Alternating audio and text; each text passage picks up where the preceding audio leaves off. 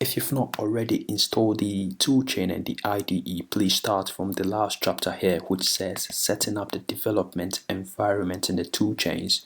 This one will take you, this side will take you through how to download and install the CalU Vision 5 and how to install the USB drivers and other things that we would need for this course. When that is done, then come back to the chapter 1, which is the introduction to the ARM Cortex-M. In this chapter, we're going to give an overview of the ARM Cortex-M processor. The Cortex-M is a group of 32-bit processor cores. In simple terms, we can say the bit size, which in this case is 32, relates to the maximum memory a processor register can address. The processor designs are licensed by the ARM company based in Cambridge, UK. ARM does not manufacture these processors. ARM has great engineers and designers who come up with the designs of the processor. And by designs, these entails the architectural specifications, instruction sets, etc. And then ARM sells out these designs to manufacturers, who in turn builds the hardware.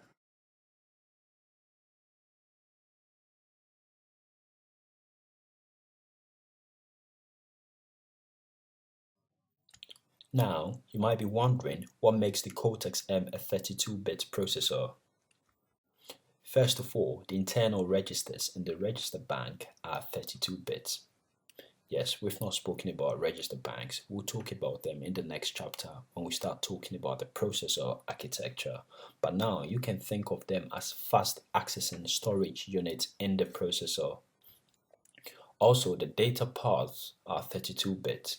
And by data path, we mean the set of functional units that carry out data processing operations. And the data path includes the arithmetic logic unit, which is in charge of performing various arithmetic operations like addition, subtraction, etc. Data path, together with the control unit, make up the CPU. Finally, the bus interfaces are 32 bits. And for bus interfaces, we can think of them as the communication system that transfer data between components in a processor. Mainly, these factors define what bit a processor is.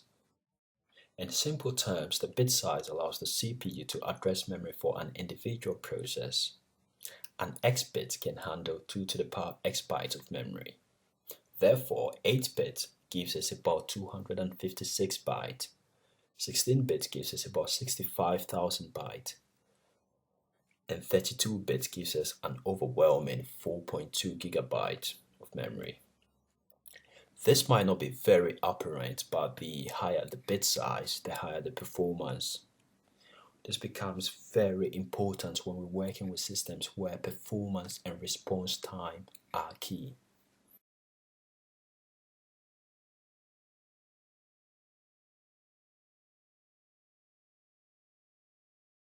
As we said at the beginning of this chapter, the Cortex-M is a family of 32-bit processors. Currently, this family is made up of the Cortex-M0, the M0 Plus, the M1, the M3, M4, and M7. 6 different types of Cortex-M processors. The M0 is the cheapest and the smallest. In fact, you can pick it up with your fingertip. The M0 Plus has the lowest energy consumption. The M1 is made for FPGA applications, and the M3 has a higher performance efficiency compared to the M1, M0, and M0 Plus. The M4, apart from having the high performance efficiency of M3, it also has a digital signal control and a floating point capability.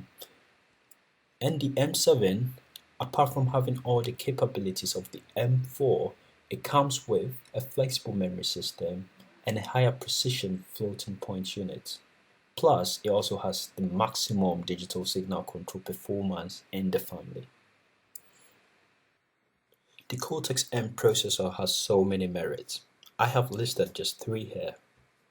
First of all, it has a high code density. Code density is basically the amount of space a program takes up in memory, and the Cortex-M requires smaller program size to perform the same task compared to other 32-bit processors. Also, the Cortex-M provides a great balance of energy efficiency and performance.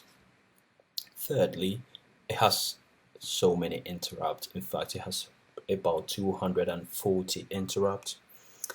And as you may know, an interrupt or interrupt are alerts to the processor to a high priority condition requiring the interruption of the current code the processor is executing. And Cortex-M allows us to provide about 240 of such conditions, and we can even arrange these conditions in different priority stages.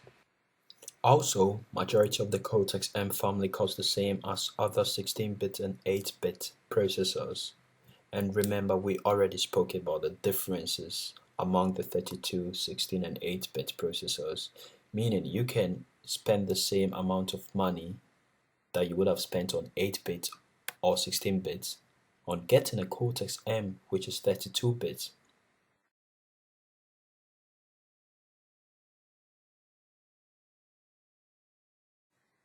In this section, I'd like to address a basic confusion some beginners have when they first enter the world of embedded programming.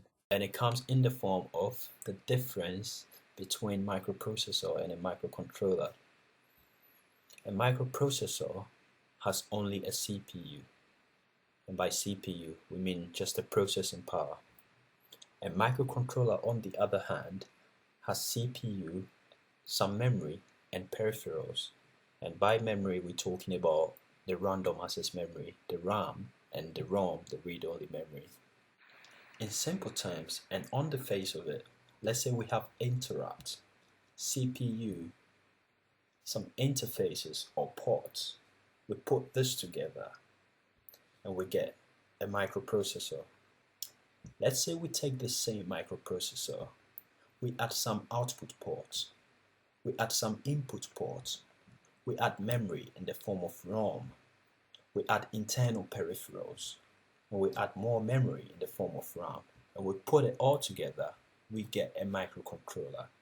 This is a sufficient explanation for the differences between a microprocessor and a microcontroller. It's nothing complicated. It might vary, but on the basic level, this is the difference.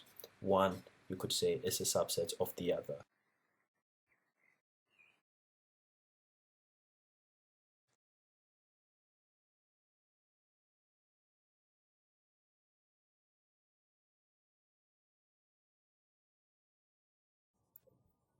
Hello, and welcome to this chapter. In this chapter, we are going to talk about the Cortex-M architecture. And as the name implies, the architecture is the set of rules that describe the functionality of the Cortex-M. Cortex-M has separate data and instruction buses, hence it is a Harvard architecture. There are two computer architectures which are different in the way of accessing memory. These two architectures are the von Neumann architecture, also known as the Princeton architecture, and the Harvard architecture.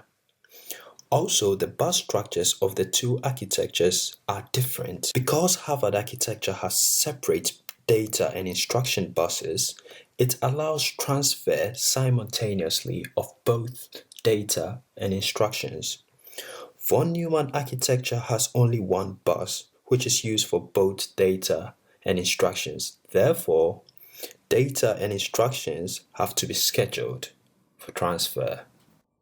Here we talk about registers, and registers are fast accessible storages inside the processor core. And Cortex-M processors have a number of registers inside the processor core, and what these registers do is that they perform data processing and data control. And most of these registers are grouped in a unit called a register bank, which we'll take a look at a couple of sections below. Another characteristic of the Cortex-M is that it is a load-store architecture.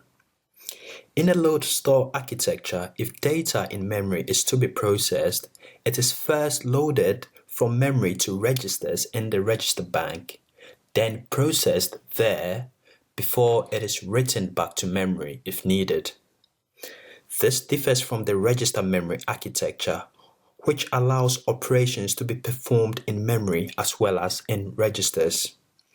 Let's see an example of the load store architecture through this illustration. Here, we are going to see how two numbers are added. Let's construct our processor. Let's say we have the register bank, a basic processor here. Let's add some memory and some peripherals, then some ports, and we have ourselves a basic microcontroller. So let's say we want to add two numbers, 300 and 420. And these numbers are stored in memory, the RAM. What happens in a load store architecture for these numbers to be added is that they are first loaded from memory to a register in the register bank. Each operand is placed in one register in the register bank. So we have 300 plus 420.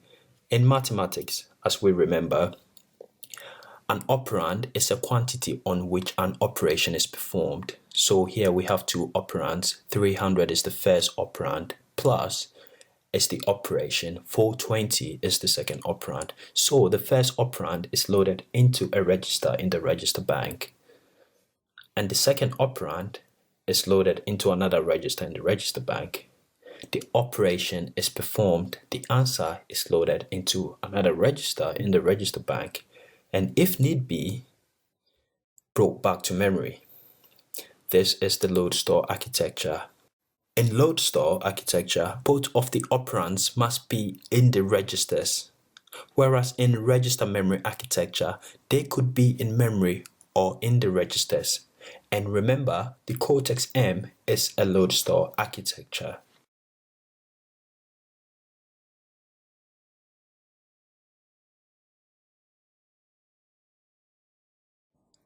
We've been mentioning registers in previous sections. Finally, we get to talk about them. The Cortex-M register bank is made up of 16 registers. 13 of these are general purpose registers, and 3 are special function registers. The general purpose registers are divided into lower registers and higher registers. The lower registers range from R0 to R7, and then R8 to R12 are the higher registers. The general purpose registers range from R0 to R12 and contain data and addresses. R13 is known as the stack pointer register, and it points to the top element of the stack. We will talk about the stack later.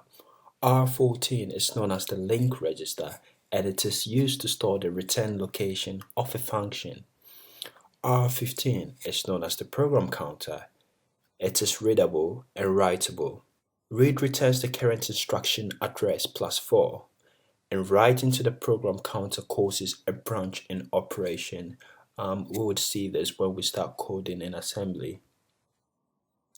Apart from the registers in the register bank, there are a number of special registers. These registers contain program status and define operational states and interrupts.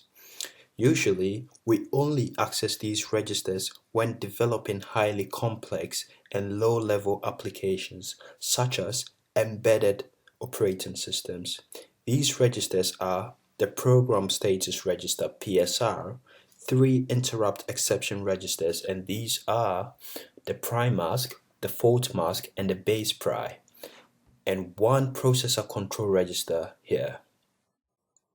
Now, let's take a look at the program status register. We are not going to talk about the other 4 special registers, but when we are coding and we find that we might need to change something from those registers, we would give a detailed explanation. So, let's dive into the PSR, the program status register.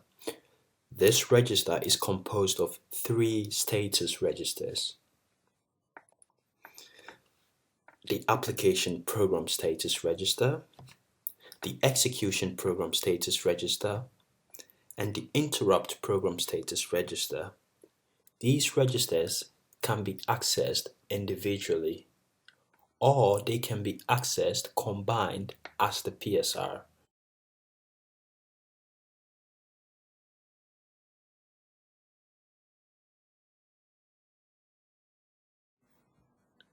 Remember we said the Cortex-M registers are 32-bit registers. And remember again, we said registers are storages inside the processor. Now, imagine each storage being divided into 32 different parts. This is what a 32-bit register looks like. A storage divided into 32 different parts. And as we said earlier, the program status register, the PSR, is composed of 3 registers: the application program status register, the interrupt program status register, the execution program status register. What we realize is that when we superimpose them, they actually fit as one because each register has reserved certain bits for the other 2 registers. The APSR has reserved bit 0 to 26 and it uses just bits 27 through 31. We would realize that bit 0 to 27 is something that the IPSR and EPSR actually uses. Let's say the IPSR here. The IPSR uses bit 0 to 8. You see, so just superimposing these two, you can see that bit 0 to 8 would have the ISR numbers, and from here, bits 27 to 31 would have the NTCVQ. Let's look at the third one. This is the third register, the EPSR. The EPSR has reserved this side because the IPSR is using 0 through 8 for the ISR numbers, and the EPSR uses 10 to 15, and then here, and then here, and it's reserved this area 26 through 31 because the APSR is using it. So, as we said, when you access bits 27 to 31, you'll be accessing the APSR. When you access bits 0 to 8, you'll be accessing the IPSR, and when you access 10 to 15, or 24 or 25 to 26, you'll be accessing the EPSR register. And also, these other registers, APSR, IPSR, EPSR, are registers on their own. So you can access them individually too. I know it might not sound very clear here, but as we start accessing these registers, we would see what we actually mean, and whatever you don't understand, please leave it in the comment box. So when we superimpose them, we just get the PSR register, and as we can see, the PSR register uses almost all the bits in the register. Please leave whatever you don't understand in the comment box.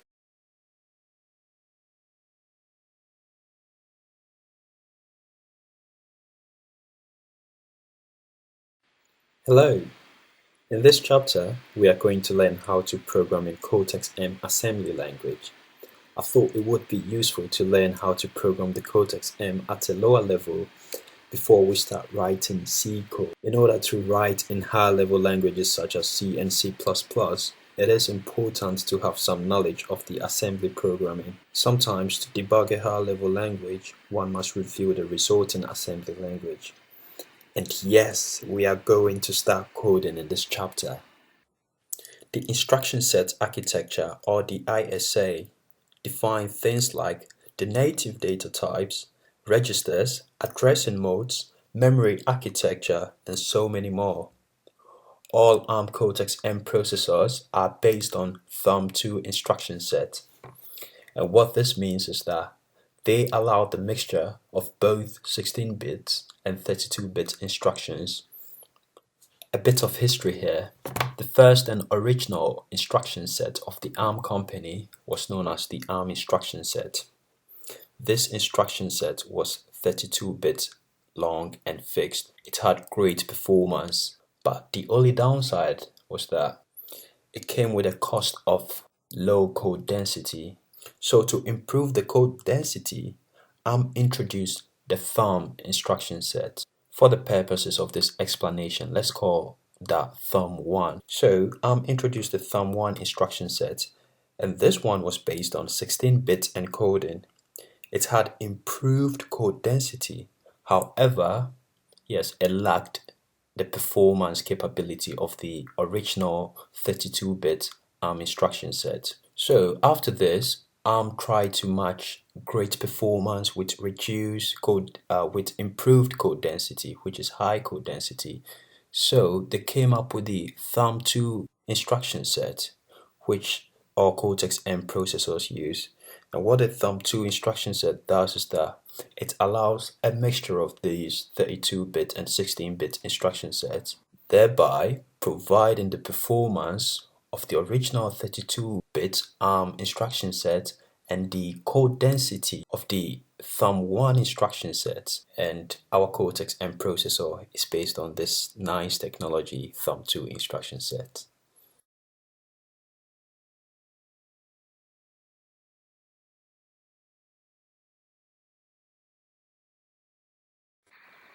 Remember we said the Cortex-M family has 6 members: the Cortex-M0, the M0 Plus, the M1, the M3, M4, and M7. In the Cortex-M0, M0 Plus, and M1, most of the instructions are available in both 16 and 32-bit format. When an operation can be carried out in 16 bits, the compiler would normally choose the 16-bit version to reduce code size.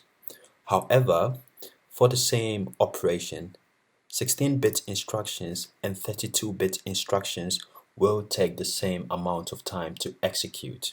The Cortex-M3 supports 32-bit instructions and a few more 16-bit instructions. The Cortex-M4 and M7 support all instructions, including instructions that add other functionalities like DSP and floating point unit functionalities. Another characteristic of the Cortex-M family is that it is upward compatible. What this means is that code compiled for an earlier version or a smaller version would run on a bigger or a later version. For instance, let's say you compile code for M0, M0 Plus. This code should be able and will run on M3, and code compiled on M3 will run on M4, and it moves upwards like that. Let's see this visual. Let's say, okay, this is the area of M0, M0 Plus, and M1.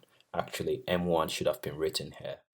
Let's say the area of this circle denotes the number of instructions that can be run on the Cortex M0, M0 Plus, and M1. There are these instructions, including others that would run on the M3, which means the instructions that run on the M0, M0 Plus, and M1 would run on M3 plus more. Therefore, code compiled for the M0, M0 Plus, and M1 would run on the M3. And same for the M4. Everything that's compiled for the M3 should run in the M4. That's upward compatibility. And we have the latest one, the M7, which is the superset of all of them. Code written and compiled in M0, M0 Plus, and M1 should run in M7. But it's not downward compatible. That's something you should know. If you write code for M7, you might need to do a few alterations before you run it successfully on M4 or M3. Yes, but always remember it is upward compatible.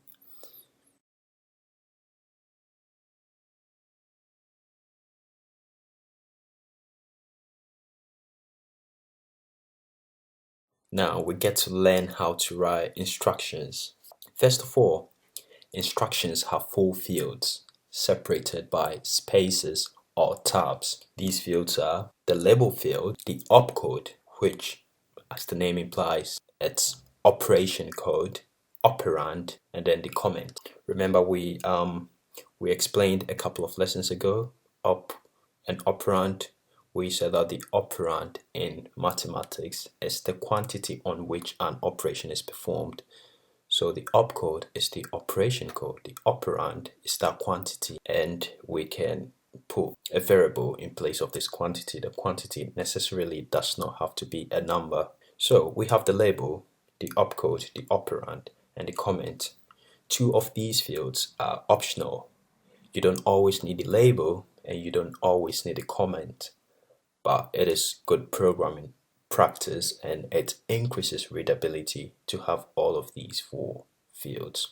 Let's take an example. Let's say we have init move r0 150. Init here is the label for the instruction move r0 150. What we could use the label for is to call this instruction.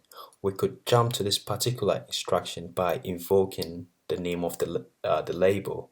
That is one of the uses of the label. And move here is an operation. We have so many operations, we'll talk about them. And the operand here is r0 150. What this does is it just puts the number 150 in the register r0. This is a very basic instruction. Now let's explain the meaning of each field. Over here we have the label field, and as we mentioned earlier, it is optional. It is used to find the position of current instruction in memory. That is why we can use the label field to jump to a particular instruction, because the label field finds the position of that instruction. The opcode specifies the processor operation to perform. This one specifies the operation to perform on the operand, which is followed here. The operand usually specifies the source and destination of data to be processed by the opcode. So the source here could be a number, or it could be a register. And comments are optional. They are used to explain code meaning. Now, the next thing we are going to talk about are processor directives. They are not instructions per se, but they perform certain functions similar to instructions.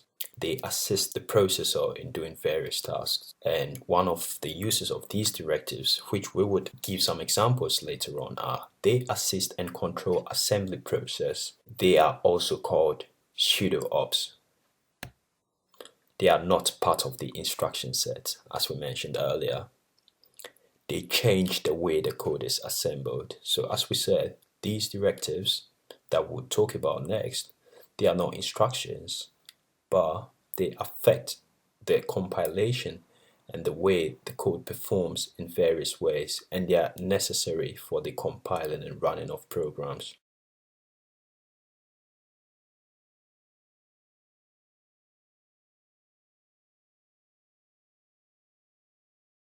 In order not to overwhelm you with all the directives available in the Cortex-M manual, I have selected 14 of the most frequently used directives so that as we go and we start writing in a practical way, when we come by new directives, we explain them as we use them. But we need to know these ones before we write our first assembly code.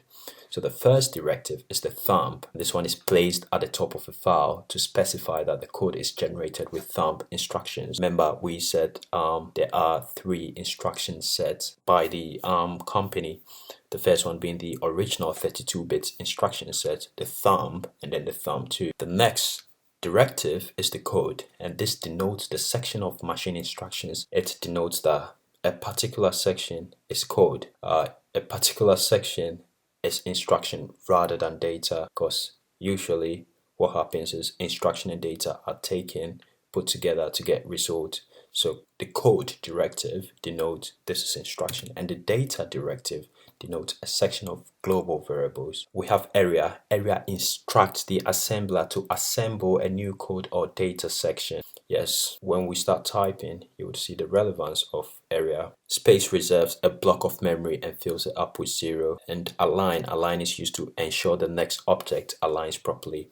The next one is the export, and what the export does is it makes your object accessible from other files. It's like declaring a global method. When you're talking about higher level programming, it's like declaring a global function so that you can call it from another file. When you add export to your code, then you can call that particular piece of code from another file. And global here has the same meaning as export, and import is the command used to access exported object. After that, we have end. The end directive is mandatory. It's placed at the end of each file. Never forget that. And then the next 3 instructions are used for declaring constants in memory. The DCB places 8-bit, which is a byte, 8-bit size constant in memory. The DCW places a half word, which is 16 bits, size constant in memory, and the DCD places a word size constant in memory. The reason why we have DCB, DCW, DCD is for starters, you could say code density. If you have a value that you want to place in memory and that value fits perfectly in 8-bit, you could declare a DCB. You do not need a DCD to put 8-bit in to bloat it for nothing. So this gives us the flexibility to choose different sizes of constants. EQU is used to give a symbolic name to a numeric constant. The next directive is the .text, and by adding this directive to your code, this makes the assembly code callable from a C code. If you add this to your code and you have another code written entirely in C, you can call this piece of assembly code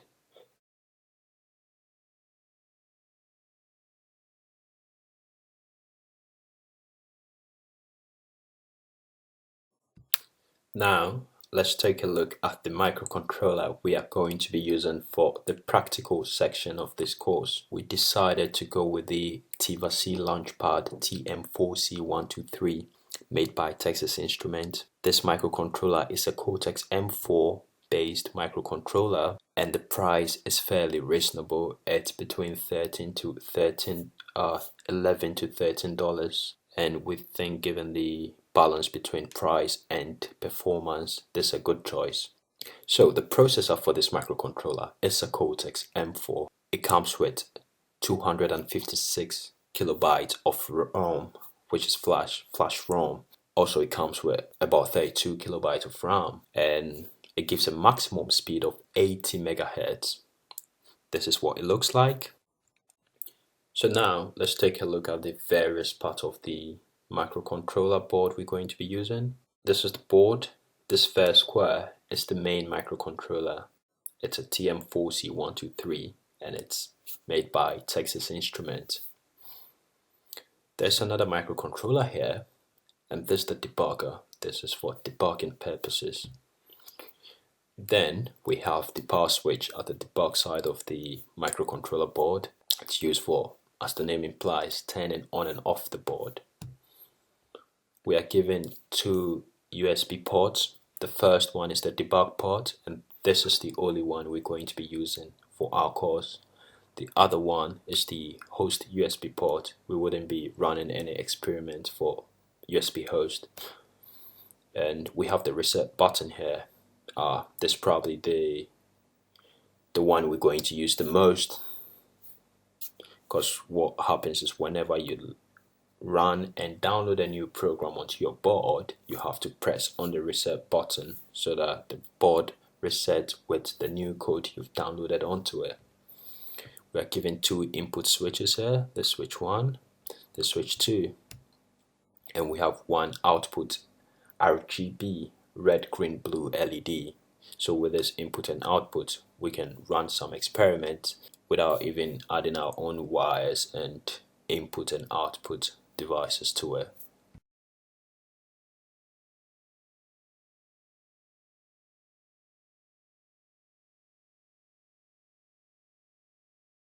Apart from the information you get from this course, it would be worth taking a look at some reference documents of the board, like the microcontroller datasheet. For instance, it's fairly standard. Any new hardware you buy, you have to take some time to look through the datasheet.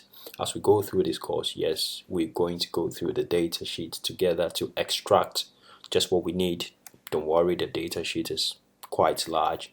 You don't need to memorize it. You don't need to learn it at all. It's just a reference manual, like a sort of dictionary. If you want to do something, you go and check in the datasheet. So it's worth downloading it and having it on your computer. Another one is the Tiva-C Launchpad User's Guide. That's also worth a read. And yes, finally, we are ready to write our first assembly code. How excited are you? I'm certainly excited. I remember the first time I wrote assembly. Yes, so our first program is fairly simple. It's called the red on. What this does is the red LED, remember we have the RGB, we have green, blue and green LED already on our board.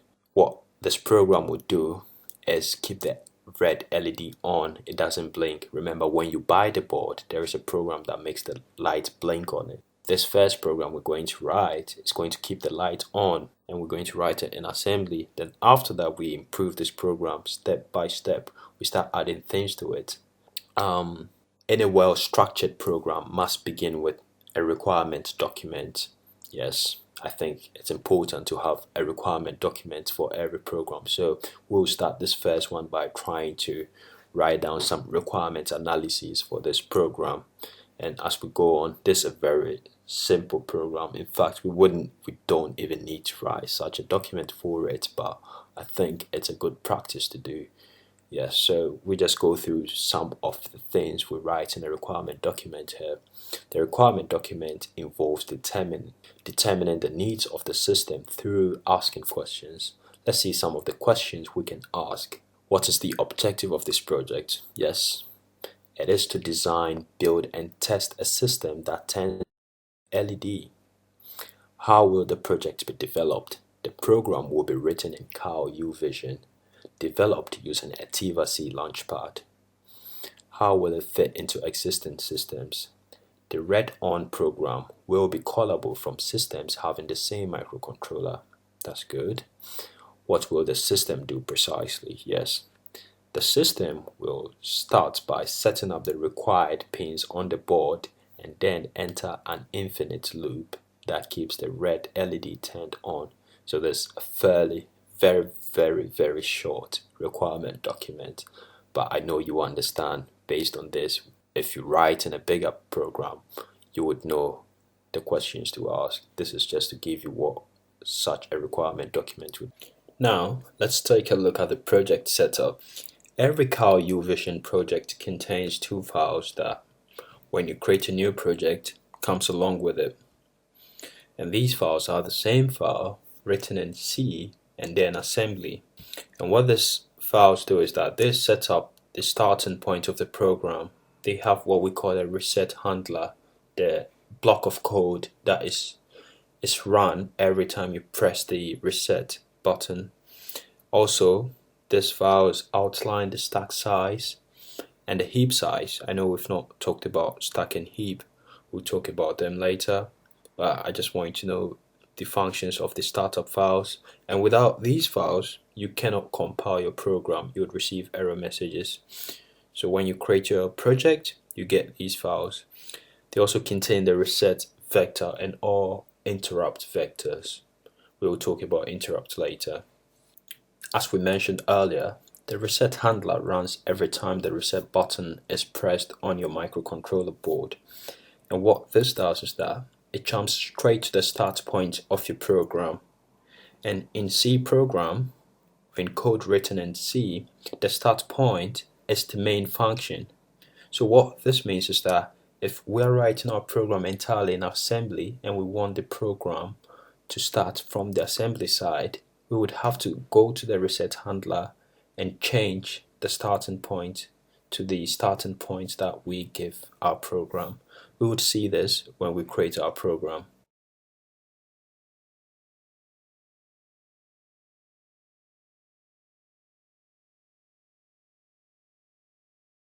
So before we write our first program, there are some instructions we need to take a look at, and we would look at the opcodes we would use in our program. For this first program, we need to be familiar with 7 opcodes, and we're going to take a look at them now. The first one is the move opcode. The move operation, what it does is that it moves data within the processor without accessing memory. And there are certain things you should know about the move operation. Not all data can be moved by this particular operation. The move cannot move more than 8-bit value. Also, the move cannot move to high registers. Remember, when we treated registers, we demarcated them into low registers and high registers. The move cannot move to high registers. Let's see an example of this. Let's say you have this instruction, move R0 150. What this does is that it puts the value 150 in the register R0, and this immediate value and as we know 150 is within the 8-bit barrier. Let's take another look at this example.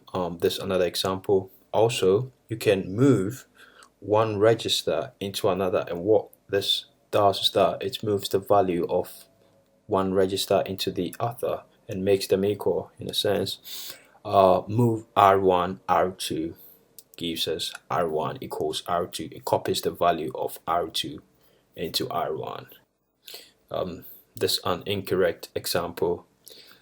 Look at this, for instance. Move R0256, and we know immediate value is out of range. The largest number of 8 bits is 255. So something like this would cause an error, it wouldn't work. Another incorrect example is move R8 number 3, and as you can guess, R8 is a high register, so we cannot use this instruction on a high register, and we cannot use this instruction with values greater than 8 bits. The next instruction or opcode we're going to look at is the LDR, and what this means is load register. And what this does is it loads a register with either a 32-bit constant value or another register. It reads a 32-bit value from memory to register. Remember, the move, the one we just saw, just moves in the register. It cannot access memory. Load, on the other hand, can access memory, and it can access other values in the register as well. Let's take a look at this example. We have load R0 0xFFF, this hexadecimal value. What this does is that it loads this value into R0. And this another example, it's a bit different from the first one. Load R1 square bracket R2. We've not treated pointers, I know, but we'll talk about them when we start typing out stuff. Like I always say, yes, but this is to give you an overview so that when we type, you just remember we did this and oh, this is how it works. So what this means is that R1 is the value pointed to by R2. The instruction load R1 square bracket R2, meaning point R1 to the value in which R2 the value contained in R2. Let's say R2 contains the value 256. Then R1 starts pointing to 256. And yes, I know I said 256. Remember, we are using the load opcode, not the move. So 256 would work with load, but it wouldn't work with move. Remember, this one is 32-bit values, whilst the move is 8-bit values. Let's look at this other one. This is the store opcode, and what this does is that it stores a register value into memory. An example of this is store R0 R1. It stores the value of R0 into R1. Can you tell the difference? There is a bit of difference. It looks quite similar to the load. However, if you look carefully at the comment here, this one stores the value of R1 into R2 stores the value of R0 into R1, not the value of R1 into R0. With the store, the first register or the first operand is the source, and the second operand is the destination register. This is the opposite for the load opcode. So R0 into R1, it stores the value of R0 into R1. If we replace this with load LDR R0 R1, R0 is going to be the destination and R1 is going to be the source. So please do remember this. A lot of people get confused by this. And the next one, instruction number 4, is the B instruction, and what this means is branch to a location. An example of this is B loop, and you should know this word loop is not a reserved word. It's a word that we give. It could have been B turn on or B go, B, stop. This one branches.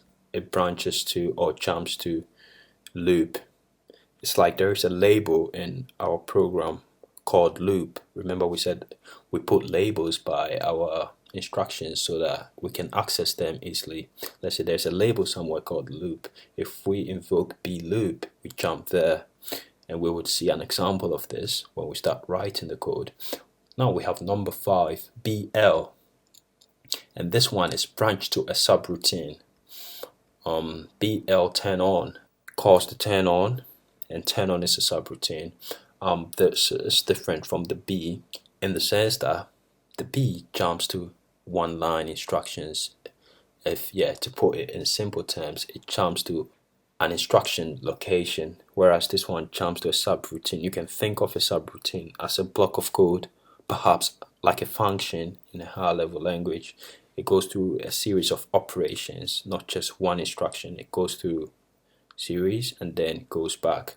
So BL jumps to a subroutine and B jumps to an instruction, the location of an instruction. So we have the number 6. This is BXLR. Yes, they're just abbreviations. I know. We start typing them, they'll start making more sense. Yeah, just bear with me. This one returns the value from a subroutine call.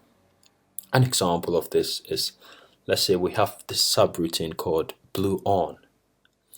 So we move the value 0x01, which is the value 1, we move it into R2, and then BXLR, meaning it returns the value to the function that was running before jumping to this subroutine.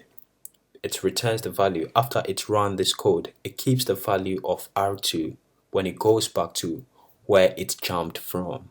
Yes. So this one, as you can tell, would be used in conjunction with the BL, meaning when you enter the subroutine and the subroutine does its processes and it gets a value, you might want to take it back and then use that value. And what you invoke is the BXLR, returns from subroutine blue on. Yes. And this is the last one. This is the NOP, and it stands for no operation or do nothing, as it says here. For example, store R1, NOP stores the value of R0 into R1, do nothing for 2 cycles. 1 NOP equals 1 cycle. This is usually used for padding. If you want to give, perhaps you want to give time to some operation to perform and then jump to the next operation, you can pad it with a series of no operations. We would use it. In fact, we'll use this when we start. So these are the first 7 opcodes that we're going to be using. The first 7 instructions would have this in our program.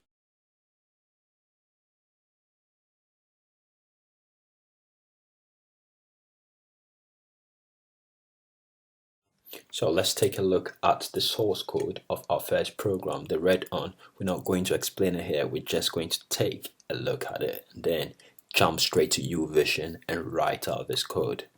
So we have the directives here, yes, and then we initialize our pod, then we create our loop and we tell the loop what should occur in the loop, and this is the content of the initialization.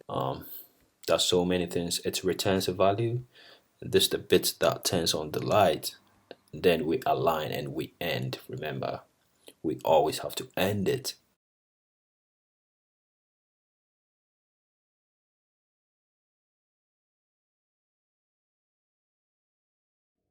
So let's create our first project, read on. Locate your UVision version 5 icon, double click to open. I have mine pinned to the taskbar here, so I'll just open from here. Here we go.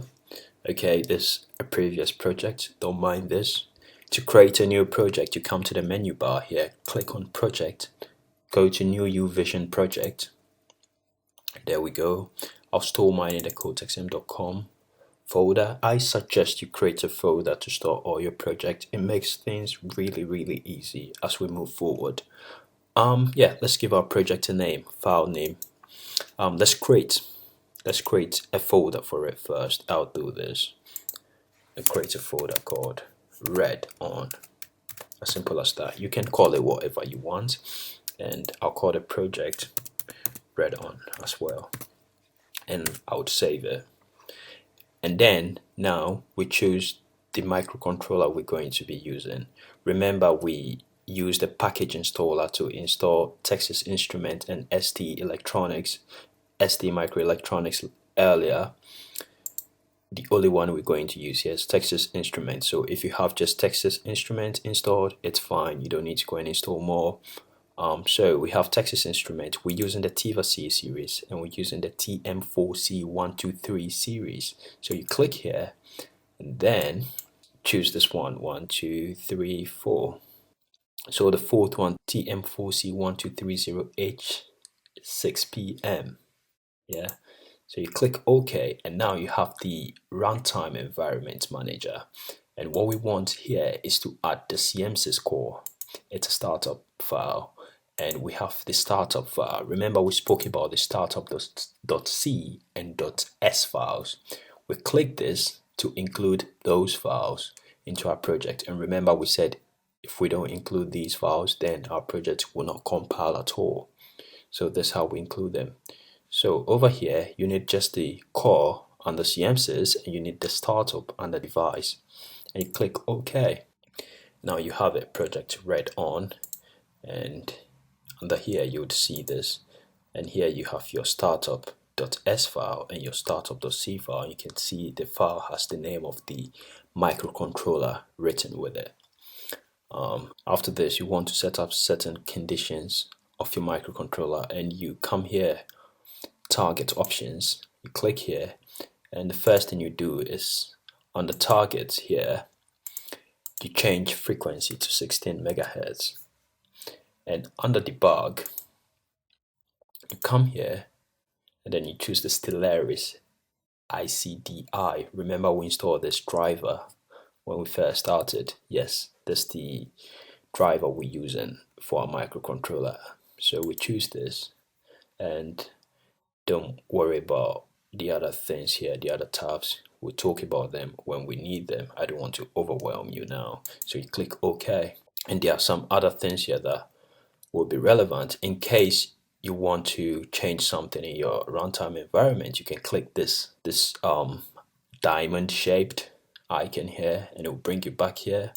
You see, we already chose here. In case you wanted to add new drivers or delete some, you can always come back here by clicking here, and you can still go to your package installer from here in case you want to use a new microcontroller, or you realize you don't even have Texas Instruments installed.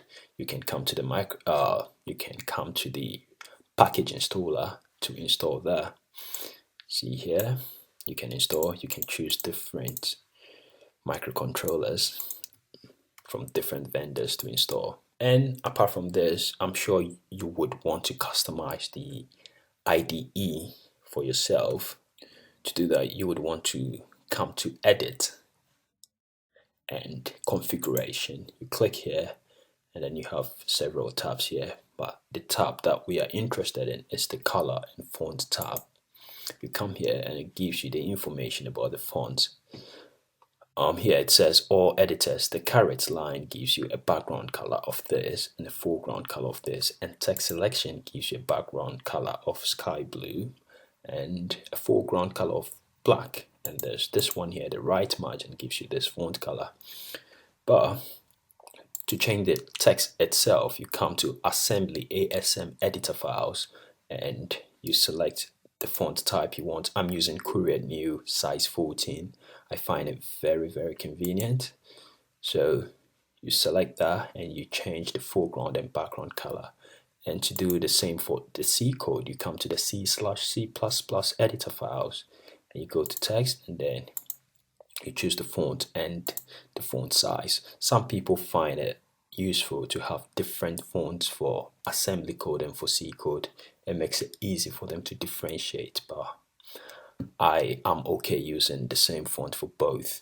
You can do other things like changing the color for keywords, for comment, for preprocessors, for matching braces, and so on and so forth. But I recommend you keep the colors the same for consistency's sake. Sometimes you would need to download some code from me, and you might need to download some code and some libraries from other sources, and these libraries use the standard colors.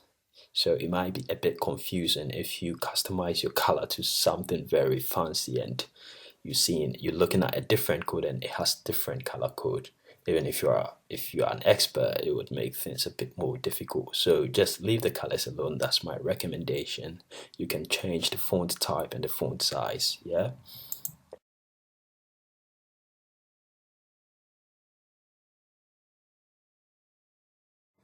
So now let's create the file to contain our assembly code, and we do that by clicking here to create a new file, and let's save it. Let's save the file. You can just press Ctrl S and then you save it in the same folder. I'm going to call it main.s. Remember, .s is the extension for assembly code and .c is the extension for C code. This file is main.s. You save it, and after you save the file, it is in the folder but it's not yet in your project, so you have to bring it into your project to make it usable in the project. And to do that, you can come here to source group 1 and double click, and it brings you here, and you locate your file. Because your file is a .s file, obviously it's not displayed here. You can come here and choose display assembly or display all files, which is much more convenient. And now you can see your main.s file here. You double click to add it, and it's added, and you close. Now you can see your file here. But before we start typing, let's examine our board, our T/C board again. If you take a closer look at your board, I'm sure you would notice there are 10 pairs of pins sticking out at the left and right ends of the board. You'd also notice that these pins have labels like PF3, PF4, PD6, and so on and so forth. These labels are really important. Through these labels, we are able to know where to connect our input and output devices to match the code we write. What happens is that if we want to connect a sensor, a switch, or maybe an LED to say PF3, we will have to enable PF3 programmatically. What this means is we will have to write code to tell the microcontroller to enable PF3, to set PF3 to either an input or an output depending on what we are connecting to PF3, or even we would have to tell the microcontroller to set it up for an alternate function. So it is very relevant to read the labels carefully and to connect the wires or the input and output devices to the right pins. Since we are going to use the red LED for this project, let's dive into the user guide document and see how the red LED is connected to the board. And I'm sure you might have downloaded the document by now. If not, this is the link here. Yes, you can just copy and paste this link in your address bar and hit enter. It will take you directly to the document where you can download. You should certainly have it now. I have mine here. So I'll just maximize it to 150% to make it very clear. And let's scroll down to page 20. Yeah, I hope pages are written. If the pages aren't written at the bottom, you can just hit 20 here and jump straight there. And what we are looking for is the schematic diagram of the microcontroller. This is the schematic diagram. This is the microcontroller. And if you take a look at PF1, PF2, PF3 and trace their lines, you will realize that they are connected to red, blue, and green LEDs respectively. This is PF1, PF2 is down here, PF3. If you trace their lines, you'd realize they come through this R12, R11, R2 resistors and go to the LED R, LED B, LED G. This stands for LED red, blue, and green. So in order to use red, I'm sure you can tell, you'd realize that we would have to enable PF1 to use the red LED. Here it is.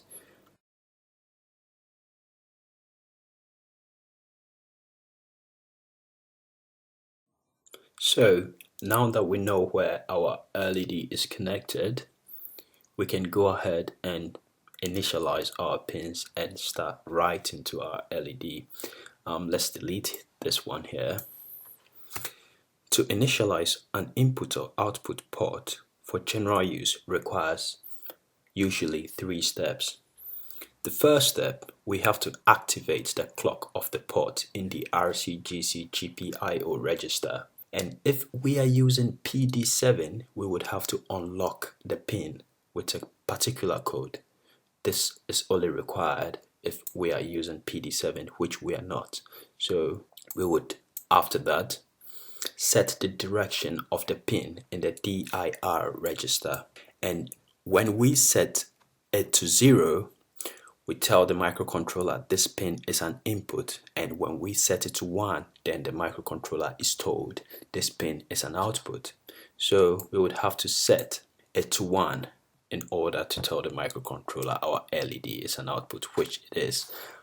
After that, we would have to enable the pin in the enable register. And after we've initialized, we would have to write to the pin through the GPIO data register. So these pages here are pages in the data sheet that we can refer to and see how to enable these things. Don't worry, you wouldn't have to go through this long process all the time. We are dealing with the fundamentals, that's why we're going through every minute step, so that as you type, you know what it means.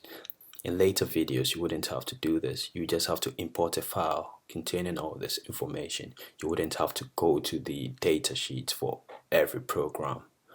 So if you've not yet downloaded the data sheet, you can copy and paste this link into your address bar and hit enter, and you would find the data sheet in there. I have mine open here, and as we said, yeah, it's the data sheet. Yeah, this is what you should look for, the data sheet. We said page 340 gives us the information about the RCGPIO register. So a quick way of doing that is just come in here and write in 340, and we are here. So let's see what it says. The RCGC GPIO register provides software the capability to enable and disable GPIO modules in run mode, blah blah blah. What this means is when enabled, a module is provided a clock and accesses to the module's registers are allowed. So in order to be able to control the registers of a particular module, in this case a port, in order to control the registers of port F, we would have to activate the clock of port F. And let's see the register here. You remember what we said, registers are 32 bits. And we can think of a bit as a demarcation in a drawer. We said we can think of registers as drawers, and this drawer has 32 demarcations. So you can think of it here. We have 0, 1, 2, 3, 4, 5, all the way to 31, and this makes 32. And let's see what each bit is used for. We have bit 6 through 31 as reserved. This is 6, 31. We don't touch here, we don't use here, it's reserved. And we have bit 0. Let's see. Now let's start from 5. Let's go according to the document. We have bit 5 here. Bit 5 is used to control port F. You see what we have here? So this is the bit we would have to enable in the register to get access to the registers of port F. Bit 4 is for port E. We're not using this. In later videos we would use different ports. So for port F we would have to activate the clock in bit 5. If 0, GPIO port F is disabled. If 1, enable and provide a clock to GPIO port F in run mode.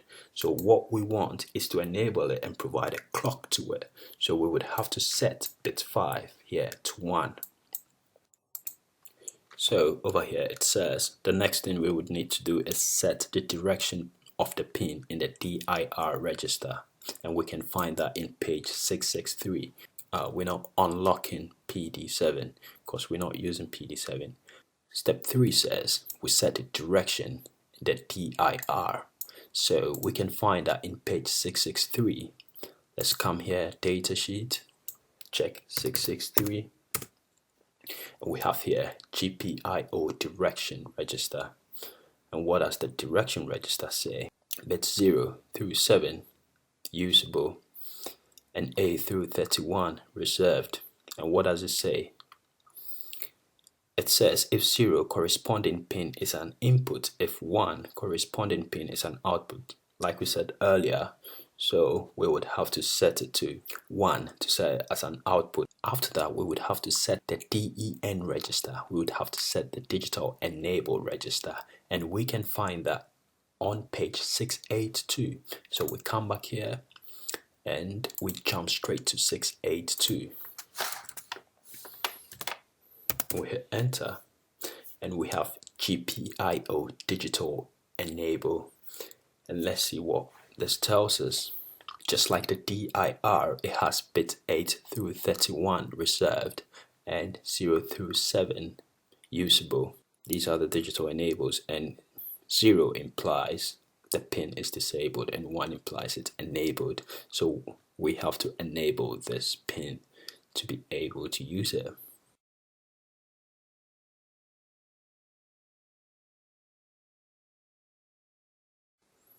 So now let's start to write out our code. I'm going to delete this line here. It's not needed. It was for your reference only. And we're going to start by writing out our directives. Remember, the directives, they help the compiler compile the code in a particular way. We're going to start by hitting 4 tabs. 1, 2, 3, 4. And then we start with the first directive. It should be written in caps. Area, and then tab, vertical line, dot, txt, and this directive here makes our code callable from a C code, a code written in C, and we add the other directive, the cod. This tells the compiler to place the following line in the code space, which is usually the ROM, and comma, let's just make it read only, save this way, and let's align it equals to. Now, we could tell the compiler that our code is written in thumb, TUMB for thumb, and then we export our program. We export our program, and we're going to let's call our program main. So we export main. And you know what the export directive does? It makes this program callable from other programs. So this file, the content of this file can be called from other files. And you know the .text makes it callable to C files, but export makes it callable to assembly files and C files. And the .text would not work without the export main. So now our program is main, so we export in main. So now let's write out our program. We start by main.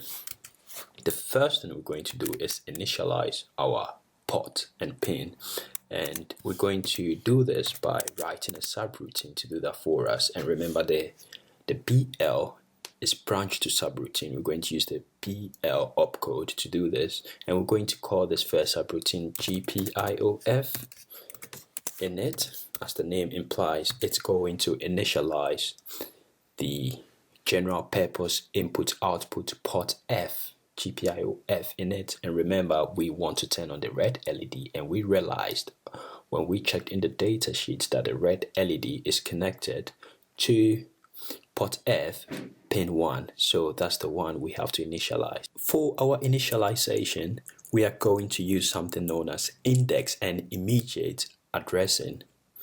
Index addressing uses requires 2 registers. One register points to a value, and the value pointed to by this first register is then put into the second register. And we do these two steps by using the LDR, the load opcode. Immediate addressing uses the move opcode to move a value into a register. So first, as we said, we have to activate the clock of port F here. That's the first thing we have to do. And the third, number 3, we have to set the direction registers and then enable. Remember, we're not doing this one here because we're not using PD7. So what we are going to do now is write out the content of our subroutine. Our subroutine is called GPIOF init. So what we're going to do is load the address of the clock into register 1. And we do this by calling LDR R1 equals system control RCGC GPIO underscore R. Remember, addresses are 32-bit large numbers. Here, load R1 equals system control RCGC GPIO R is pointing to the address. I should tell you, the name here, system control RCGC GPIO R, is a name. You could think of it as a name we've given to the numeric value of the address. Later on, we would see how we assign this name to that 32-bit number, but for now, keep this name. And I'll explain to you why we're using this long name with underscores rather than getting a simple name that we can remember. So let's move on. Now we have R1 pointing to the address of the system control register, which is the clock register. Now we have to take the content at this address and put it into R0, and we do that by invoking LDR R0, comma, square bracket R1. So now the content at this address pointed to by R1 is put into R0. If you go back to the datasheet, you would realize that the reset value of the system control RCGC GPIO register is 0x0000 with 8 zeros after the X. Currently, I'll tell you this value is put into R0. So R0 currently has this value. In order to enable port F, we will have to enable bit 5 in the system control RCGC GPIO register. And we can accomplish this by using something known as the OR operator, like this. OR R0 equals R0 and number 20. Here we're saying R0 equals R0 or 0x20. To further elaborate this, let's take a break from UVision and see how this OR operation changes the bit.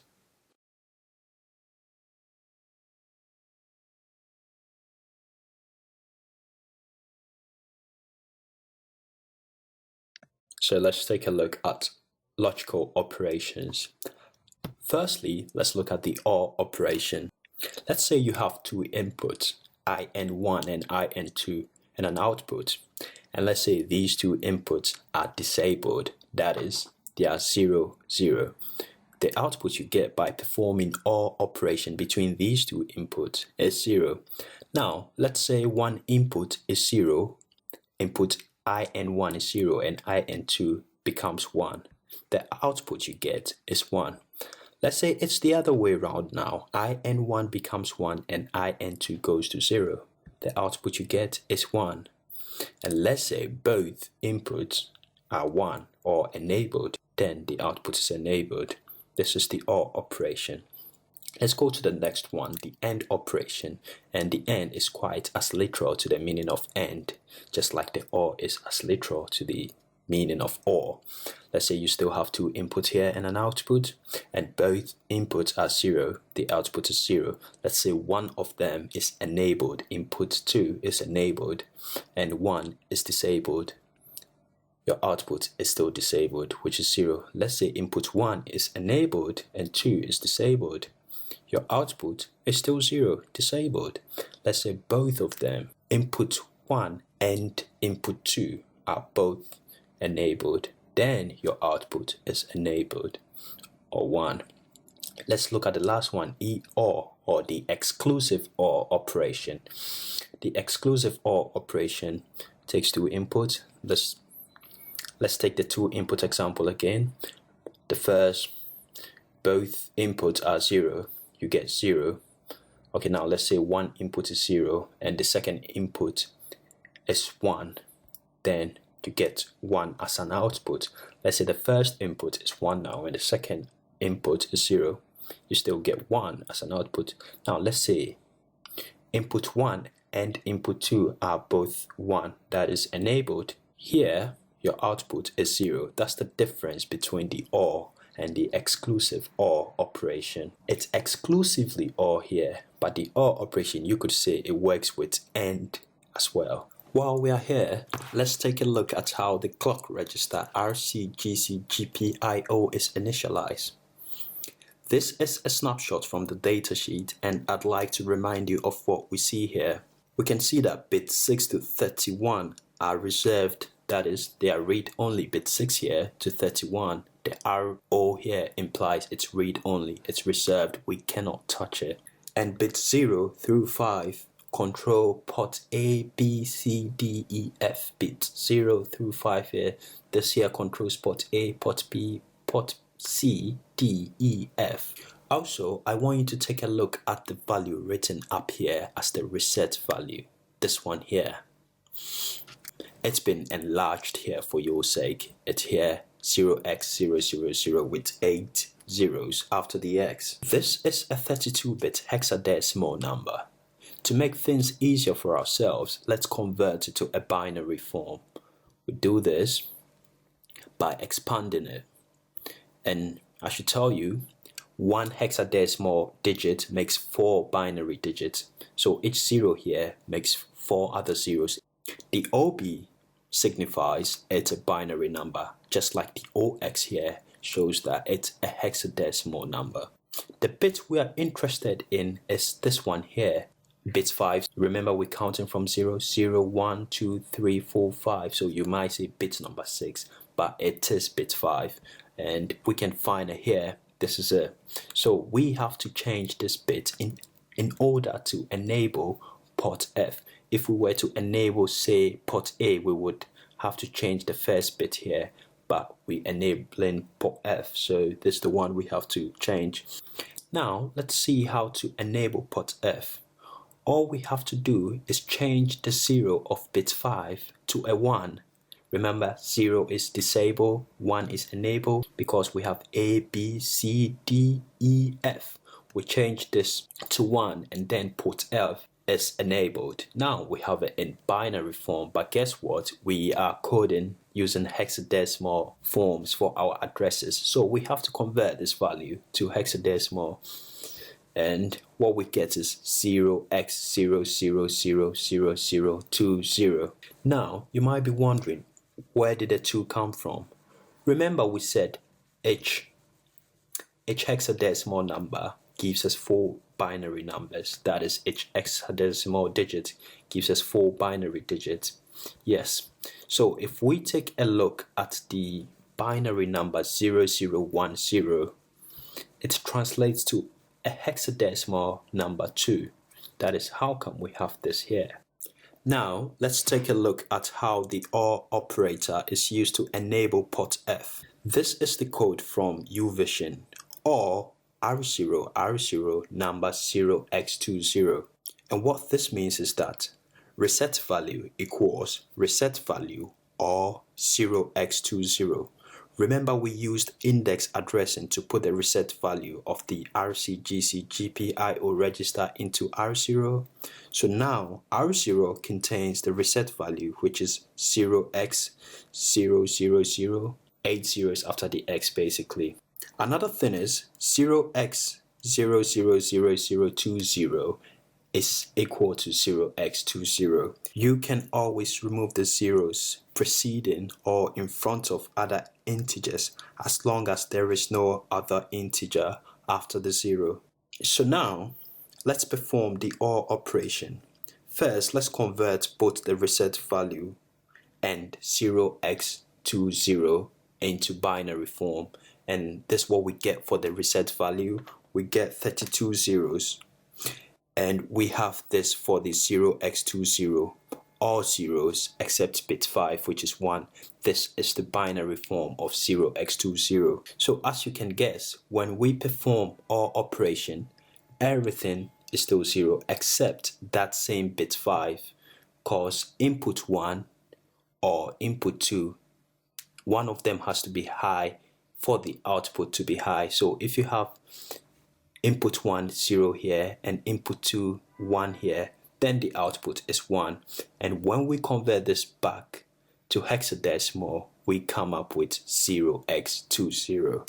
Now, I know you might be asking yourself, why couldn't we just load the number 0x20 into the RCGC GPIO register? The thing is, if we load a set value directly into a register, we risk tampering with other bits. The reason why the output here is the same as the second input 0x20 is because the first set of inputs were all zeros. We were lucky enough to get 0 for this first set of inputs, but we won't be lucky all the time. Using the OR operation ensures that we change only the bit we want to change. So now let's take a look at how to access the RCGC GPIO register and rename it to the System Control RCGC GPIO register. This is the same snapshot from the datasheet, but now what we are interested in is up here, the base address and the offset. To get the address of the RCGC GPIO register, we will have to add the base and the offset. Let's copy the base and the offset and bring it down here. This is what we're interested in, the base and the offset. Let's copy it down here. This is the value of the base. It's written boldly here, and the value of the offset. When we add them, we get this number. So the only way to access RCGC GPIO register is through this 32-bit hexadecimal number.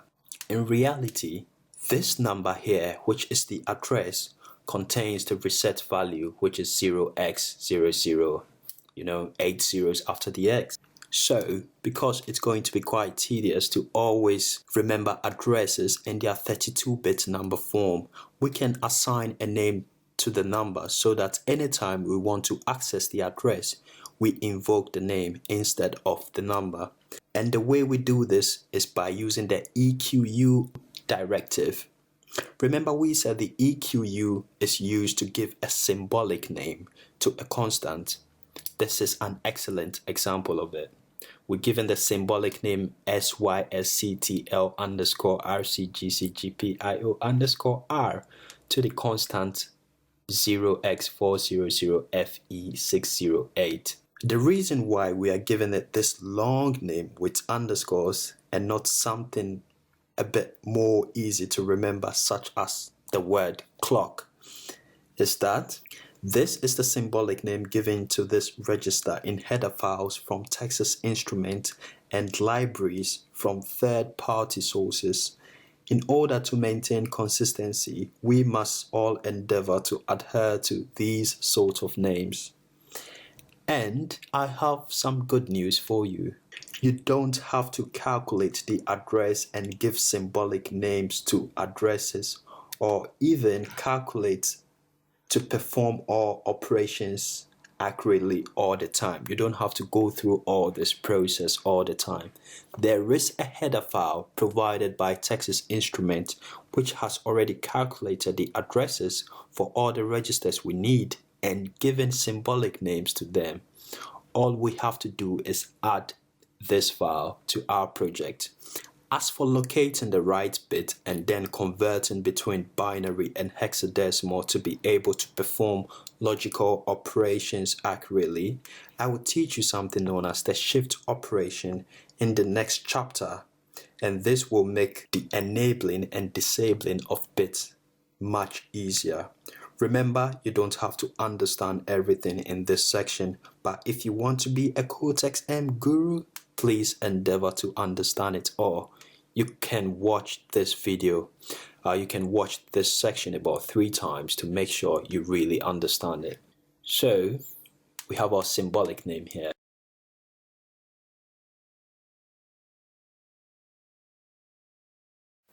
So now that we know how logical operations work, let's continue with our code. In the steps above here, as we know, we have here step 2 says we should set the direction register to either input or output. But before we do that, there is one more instruction needed to activate the clock. As it stands now, we have not written any value to the RCGC GPIO, which is the clock register. We have merely manipulated values in there, but we've not committed the values to the register. To do this, we have to use the str opcode. And the str, it stands for store. We do this by invoking str. We do this like this: str source register, which is R0, and then destination register, which is R1. So like this, we fully committed the new manipulations into the RCGC GPIO register, and we can move on to stage 2, which is to set the direction register.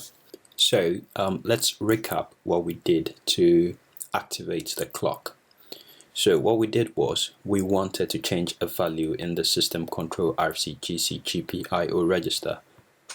In order to do that, we stored its current value in a register and then manipulated that current value and stored it back into the same RCGC GPIO register. So we're going to do the same thing for our other registers. We have to go through 3 other registers, and the next one is the direction register, and we call it just like we did. We load it first, use the LDR opcode, and we use R1, and then this one we give it a symbolic name GPIO port F dir underscore R, like this. So now we point into this register. We can write the value directly to this register, and I'll explain why that is. We can use the move opcode R0 and then 02 to write to this register, and then finally we can store this value. We always have to store. Without store, all the work is for nothing. So what we did here, the reason why we used the move instead of the LDR, I'll just pause my video and let you think about it for a minute. Alright, have you thought about it? Why do you think we used the move? Yes, I know you probably got it right. We used the move because we're writing this value here, 0x02, which is an 8-bit value. We're writing it directly to the register. Remember, we said you can use move when the value you're writing is 8 bits or below, and when you are writing to the lower registers. The next thing we have to do for our initialization is to access the digital enable register and enable the pin that we want, which is the pin for PF1, the red LED, and we use the same method. First we load the register, we manipulate it and write back to it, and as we know, we do this by LDR R1 and GPIO underscore port F DEN underscore R, and then we move the value here and we move the same value 0x02. I know we treated this, you know why the value is 0x02. This is the hexadecimal number. If you expand it to a binary number, you'd realize that it enables just PF1. In fact, this is what happens when we expand this number to binary. We have 1, 2, 3, 4, and then we have 1, 2, 1, 0. So you can know this is bit 0, bit 1, bit 2, and bit 3. Yeah, and remember I told you there are so many other zeros here. which we can just omit, we can shorten, and it works in the same way. So we've written to it, and now we can store it like this: source and then destination. Good. Now our init subroutine is complete. So what we want is to use the bxlr opcode, and what this does is it returns from the subroutine like this. So after you run everything, after it runs everything in the subroutine, it has to return back here and continue with what we put under the subroutine. So yeah.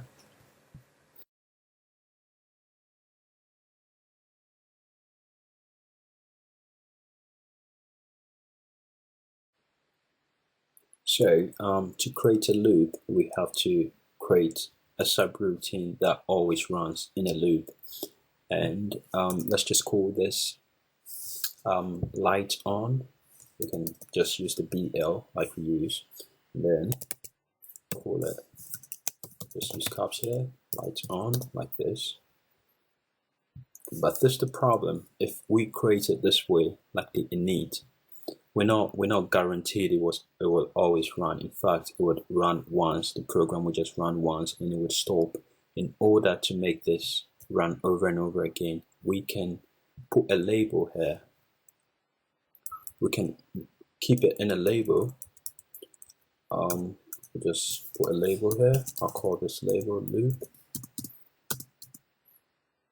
And then what I'm going to do is make the program always branch to this label like this. So what happens is it keeps going in a circle. It runs this, and then when it gets to the end, it branches back to the label. Then when it gets to the end, it goes back to the label over and over again, running the subroutine known as light on. So the only thing we have to do now is write out the content of light on, and we'll be set to go to test our board and see our first assembly language come to life. So let's continue. So just like we write all of our subroutines, start here like this, light underscore on, the name of the subroutine, and you know this one is the one that is actually going to turn on and off the light. And what we need here is the data register. The data register is the register that performs the final trigger. So when we set the data register, the pin of the data register high, the light turns on, and when it goes low, it turns off. So just like we load and write, we're going to do the same thing here. So we need the data register, and we can LDR, love caps, LDR, R1. This one is called GPIOF, GPIO data underscore R, and then remove the value into it, and then we keep it here. So remember, like I always explain, we have the destination register in one register and the source in another. This is the container. This is what we want to put in the container. Just think of it that way. So we have R0, and the value we want to move is, as you can guess, it's the same value, 0x02, because this is what the registers are arranged in the same way. We saw that when we checked the data sheet. This format here is the same format for the digital enable register as well as the data register. So when we do this, we're accessing PF1 all the time, which is the pin for the red LED. So we write this, and then finally we store. We always have to store. And we have source here, and then destination register like this, and then the XLR we return from the subroutine, and finally always align and end like this, and our code is ready. So let's compile and see. The compiler will tell us whether we did a good job or not. We have one error. We almost did it. What does it say?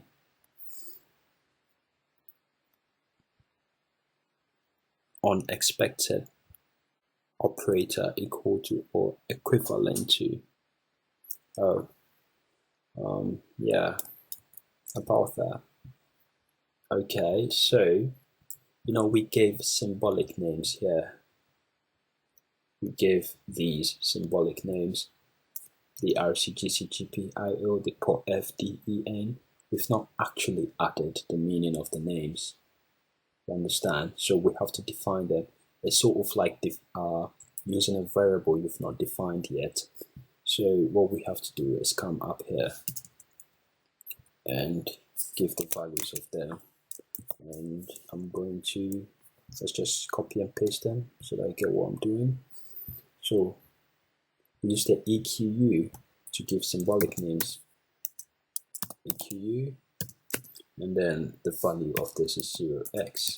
I copied this value from the data sheet. We saw that 0xFE 608. So this is the base address plus the offset.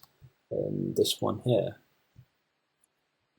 we copy it, we put it here, and EQU used to give symbolic names, and the base address plus the offset gives us 0x400 25400, and this is the DIR, so let's do the DEN.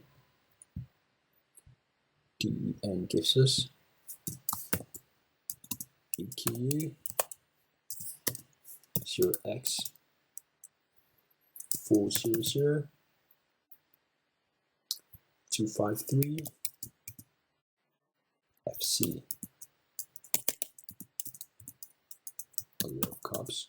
And then finally we have to declare, or we have to give the name for the data register. Sorry.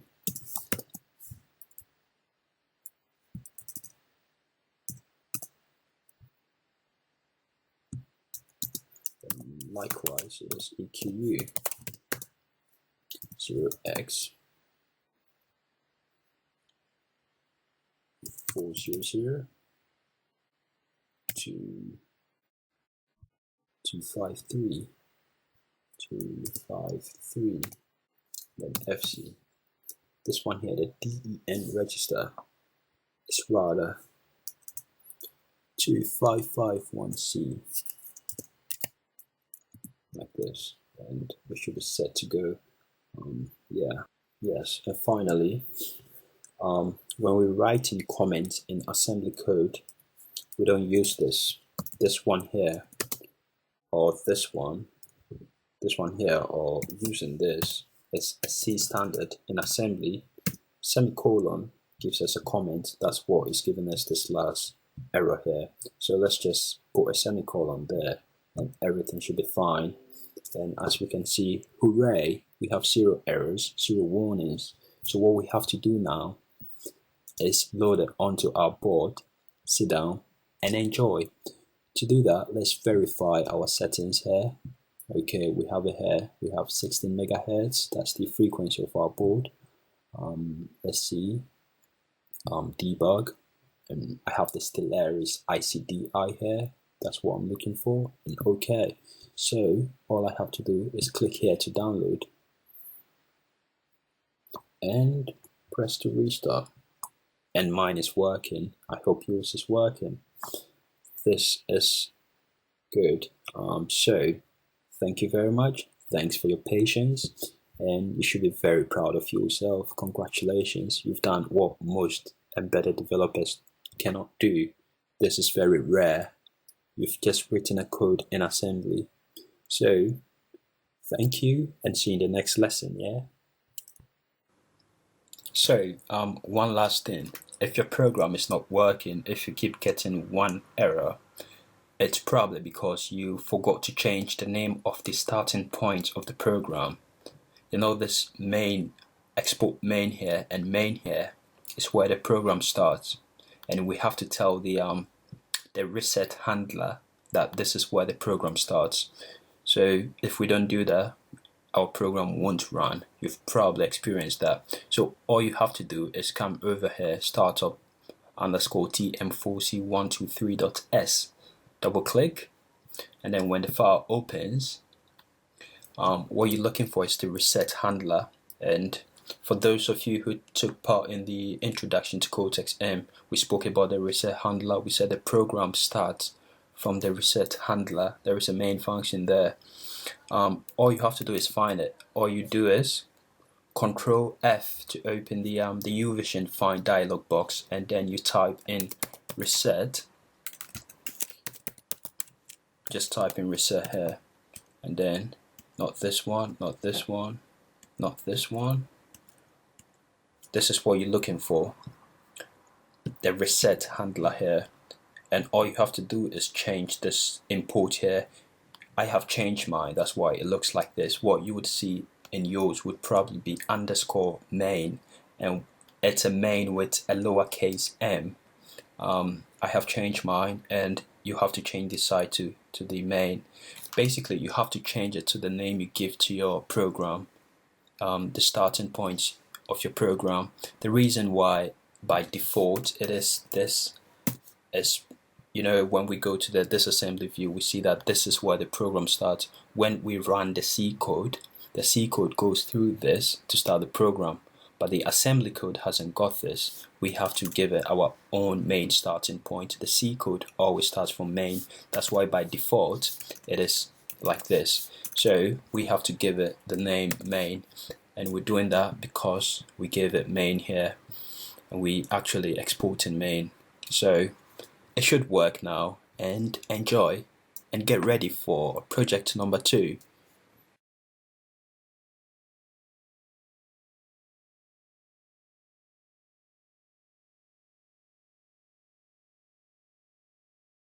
I hope you really enjoyed writing your first assembly code. Now we move on to the second project, and this one is switch red on. Like the name implies, there is a switch involved. So this is an increment over project 1, and we would press switch 1 on the microcontroller board to turn on the red LED rather than keeping it on all the time. We would have to press switch 1 and keep it on. So you see, we are moving in a step-by-step manner so that you understand the foundations, because the foundations are really relevant. So for this, we would have to learn new opcodes. So far, we've looked at the move code, we've looked at the load, we've looked at store, and we used it in our program. We've looked at BL. We've seen the BXLR, and we've seen the no operation. So we would have to add more in order to use the switch in our program. So let's look at the new ones. So we have opcode number 8, CMP. This is compare, and what this one does is it subtracts the value of the second operand from the first. Let's take a look at an example. Let's say we have CMP R0 number 1. It compares the value of R0 with number 1, and how it does this comparison, how it knows whether one is greater than the other, is through subtraction. And there is the BEQ, and what this one means is branch if equal to 0, BEQ. Mostly used with a CMP instruction. So as we said, the CMP compares by means of subtraction. After it's performed the subtraction and the result it comes up with is 0, then we can invoke B and Q to do something else. For example, let's say we have our previous example here, CMP R0 number 1, BEQ LED1. What this implies is if you compare R0 to the number 1 and it's equal, branch to LED1, and we can think of LED1 as a subroutine somewhere. Compare the value of R0 branch to LED1 if result equals 0. Yes. And we have our opcode number 10. Wow, we know 10 opcodes now, and trust me, there's a lot you can do with these opcodes alone. They are the fundamentals, and you have to understand them and know how to use them, and I'm glad you do. I hope you do. I trust you. We have the B and E, and the B and E branch if Z flag is not set, meaning it's not 0. And you know the Z flag is the zero flag. So if the zero flag is not set, branch, which means you can think of this as the opposite of the BEQ. The BEQ said branch if it's equal to 0, and the BNE says branch if it's not 0. Exclamation sign in programming implies not. So if you see exclamation 0, meaning not 0, branch if not 0. So that's the opposite of the BEQ. Let's see this example. We have delay. Let's take this subroutine called delay. And what delay does is, first, it loads 1 second. 1 second you can think of as a variable into R0, and then it subtracts the value 1 from R0. And I'm sure you have noticed here we have R0, R01. Yes, it's like we have 3 operands in the Cortex M instruction set. You can use 2 operands and 3 operands sometimes. In fact, we can delete this R0. What this R0 is basically doing is that subtract 1 from R0 and put the value back into R0. So it's like R0 equals to R0 minus 1. That's what it means here. This sub SUBS R0, R01. Subtract 1 from R0, put it back in. And this is a subroutine called delay. And we said BNE delay. BNE back to the same subroutine. Meaning if it's not 0, come back here. So you can see this is some sort of a countdown. You have a value 1 second, and 1 second could be as large as, let's say, the number 6 million. Keep in mind BNE is the opposite of the BEQ, branch if it's equal to 0, that's BEQ, and BNE branch if not equal to 0. Yes, I'm glad you understand. Remember, Z flag is the 0 flag. It is set when Z equals to 0 and not set when Z is any other number. So when we're subtracting any other number, it would continue doing it until Z equals 0. That's elegant. Let's see number 11, opcode number 11. We have the SUBS, the subs. We just looked at it.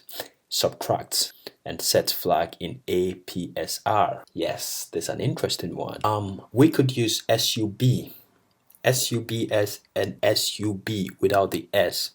They both mean subtract. But when you have the S after this, it means update or set the flags in the APSR. Remember, we dealt with the APSR. And you know the APSR have flags like the 0 flag, the carry flag, and so on and so forth. So if we were just doing a subtraction and we wanted the answer, we didn't want to use the outcome for something else, we could have used SUB without the S. But we want to set the flag to compare with something else. We want the outcome to be used in a comparison. So we put the S here, and what the S does is it sets the APSR flag. And remember the APSR. Let's take a look at this example. Let's say R0 equals R0 minus R1. Yes, we dealt with this, remember? This one sets the flag here, and there's a visual aid of the APSR. So what this would do is it would set the 0 flag and tell us, or it would set the negative flag as well, depending on the outcome. At every level of this, these flags here are changed because we put this S here. Yes, the S implies set APSR flags. And you would see when we go into more projects, you would see we might have add plus S here, meaning add, and then update the APSR flag. So when you see an S after an instruction, it implies updates the APSR, which means the flags, these flags here.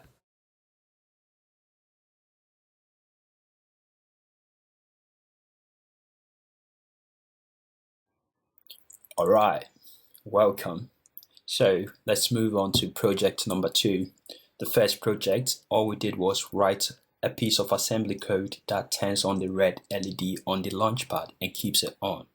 That was a bit boring, I know, but it's a good starting point. At least now you know how GPIO works in assembly. In this one here, we're going to add an input part to this first code, and we're going to turn on the light by pressing a button. So there will be a bit of interaction there. So let's get started. So let's create our new project like we always do. We come over here, new uversion project.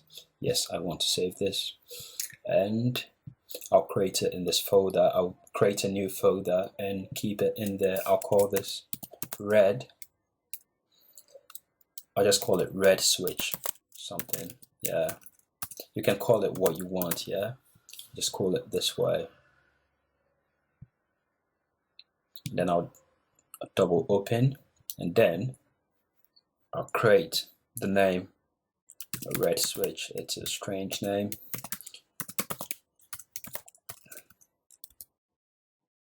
Call it red underscore switch, and I'll save it here like this. And our microcontroller is TM4C1230H, and then it's over here. We choose, then there we have it. And then all we have to add over here is the CMSIS core, and then for device we add the startup like this, and okay. We have it here. We have our target. So we have to create a new file and then save it as main.s. And we click here to expand, and then we double click here. We come here to load our file. Remember, currently the file only exists on your disk. You have to make it part of your project, and to do that you have to come here and then double click the file to add to your project.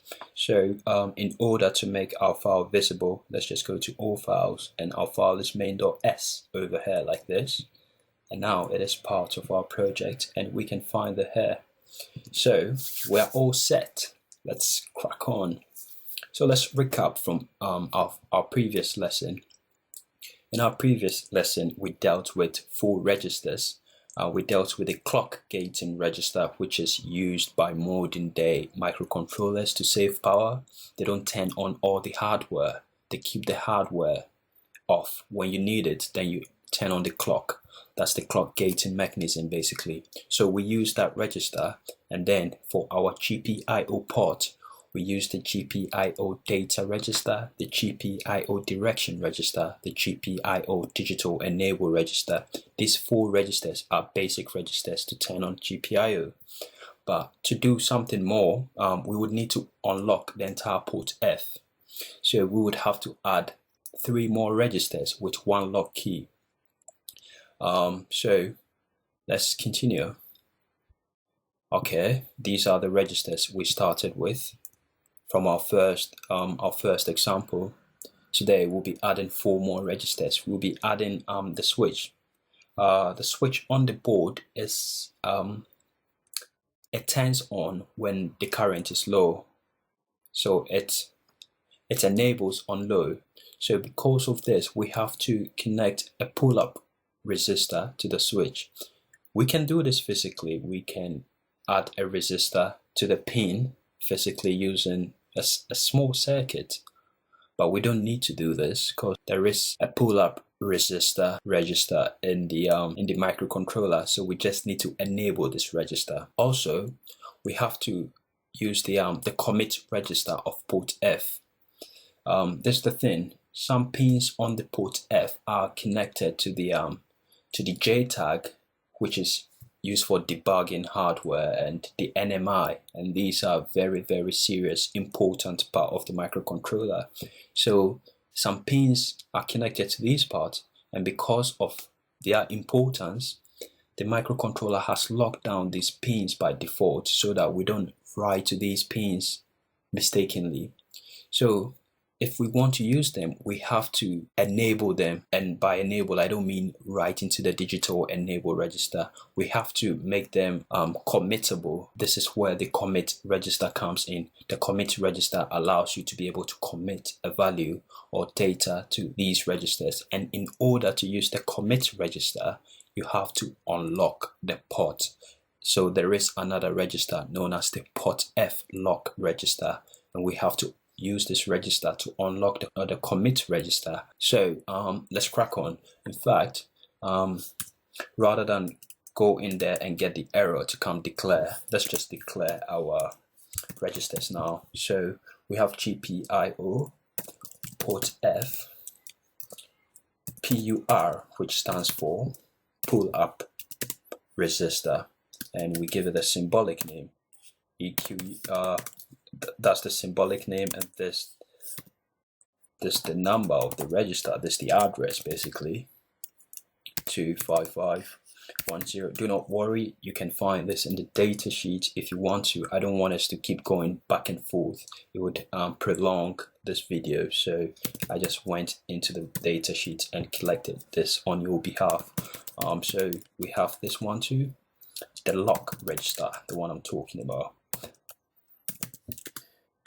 and this is EQU 0x40 25520, and then we have the commit register, one of our new registers, port F.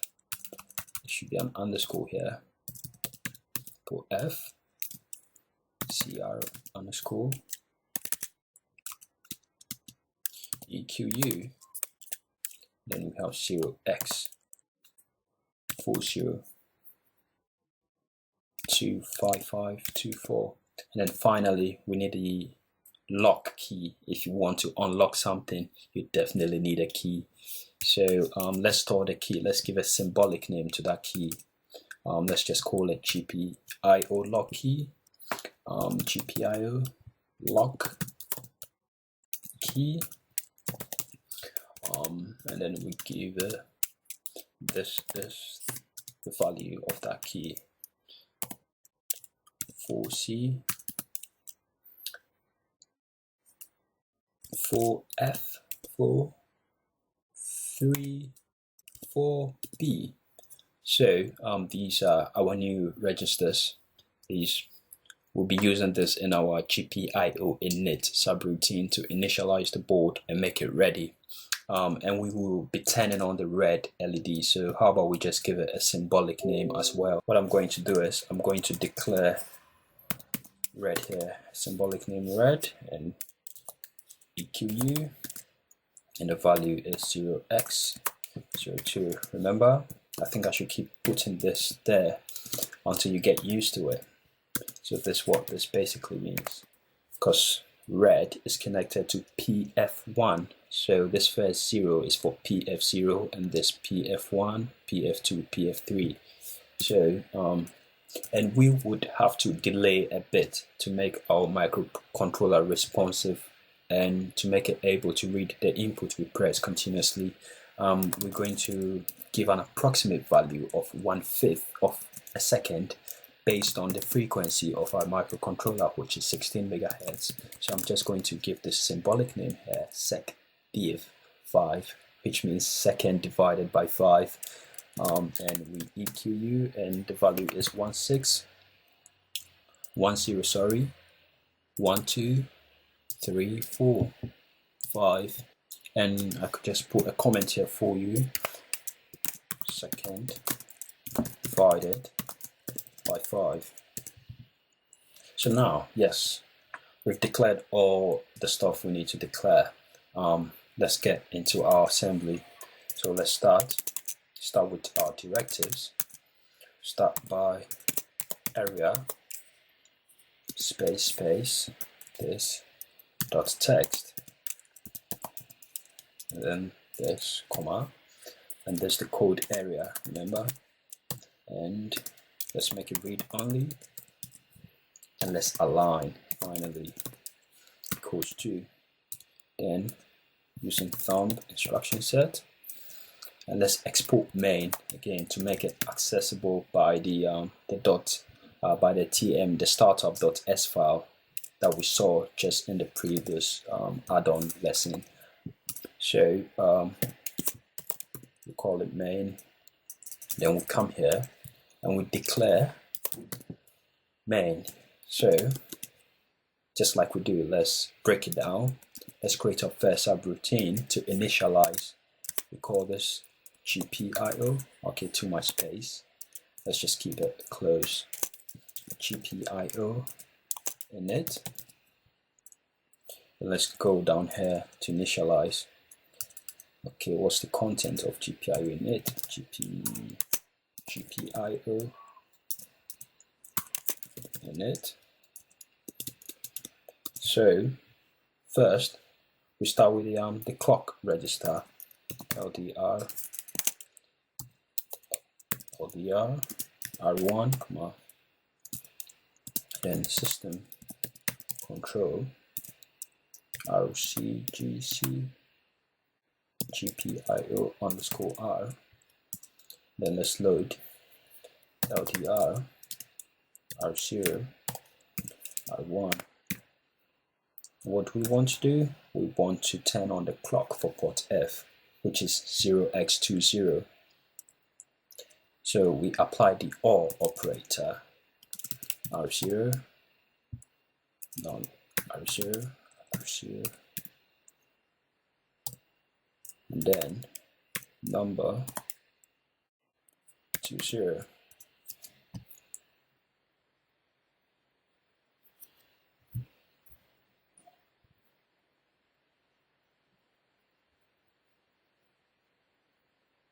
So we got this settled. What we have to do now is store the value, and as you know, we start with source and then destination.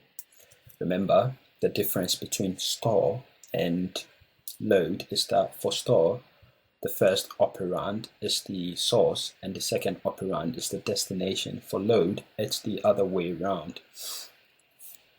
So we got this one down.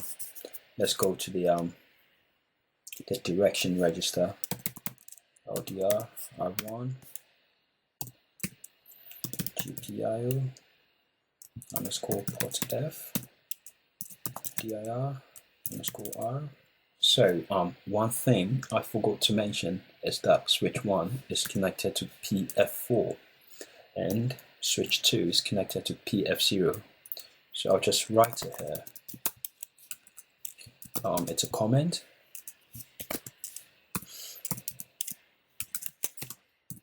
PF4, and then I just put another comment here, switch 2, so that we just know where to manipulate. Switch 2 equals PF0.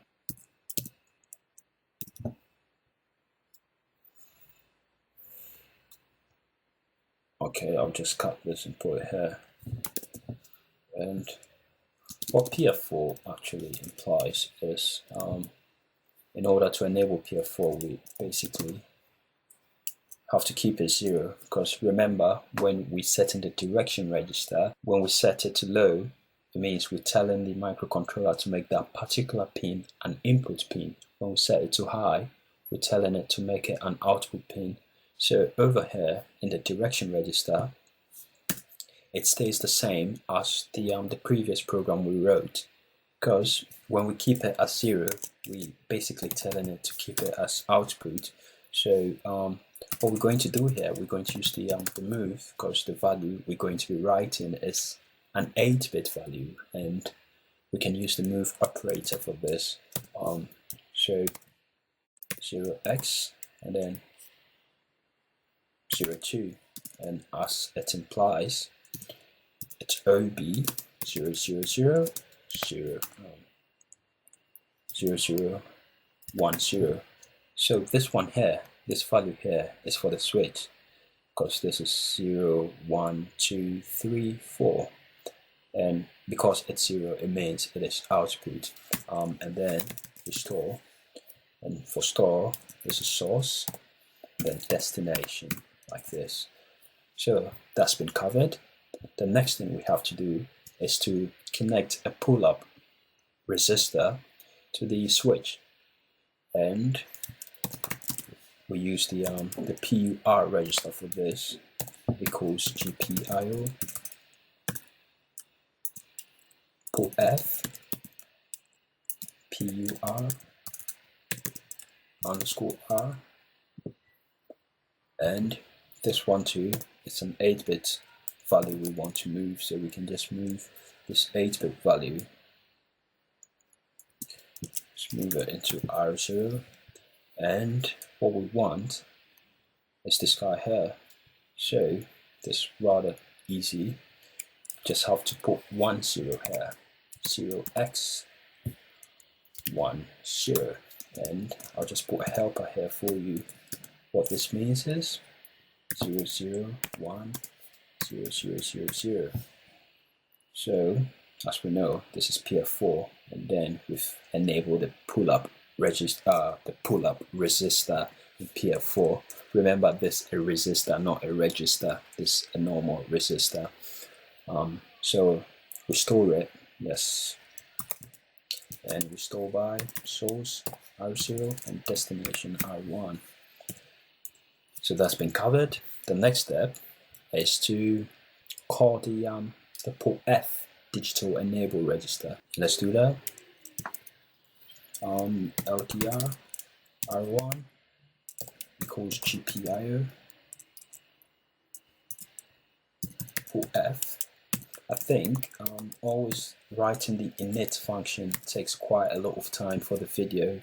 So in the next project that we'll be doing, they are going to be relatively long project. So what we will be doing is we wouldn't type out the init function together.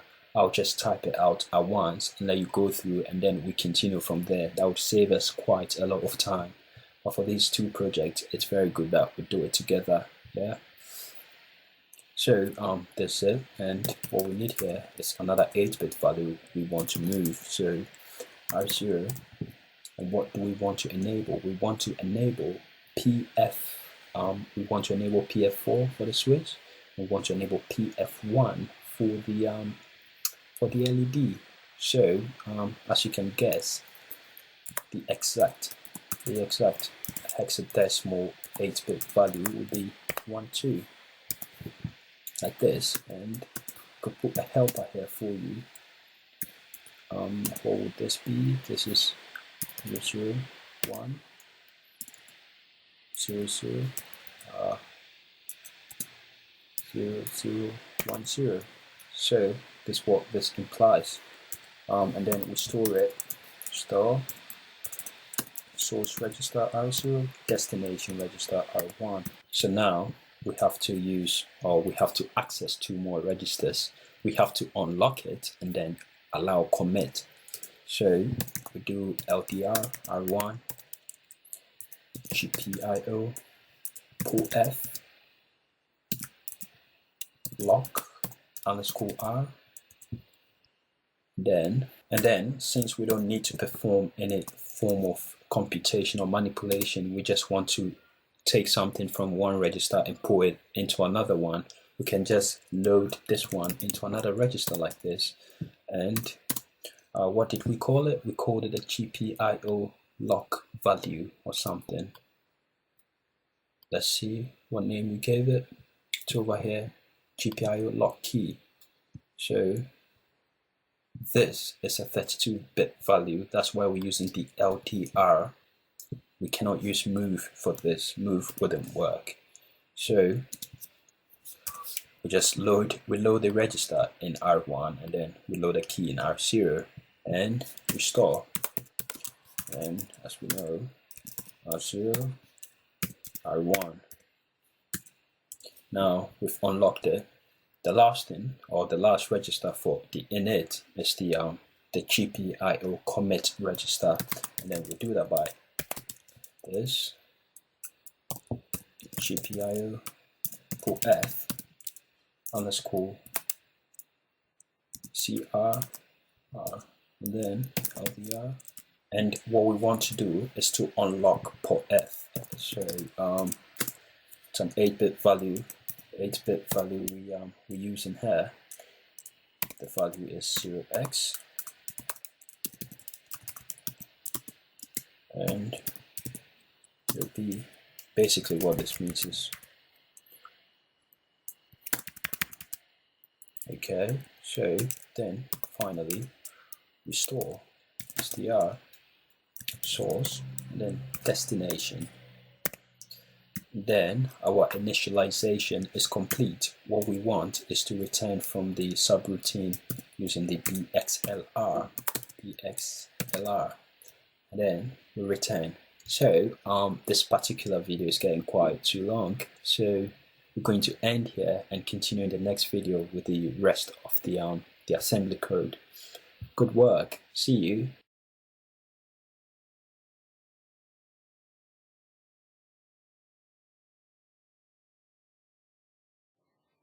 So welcome back to project number 2.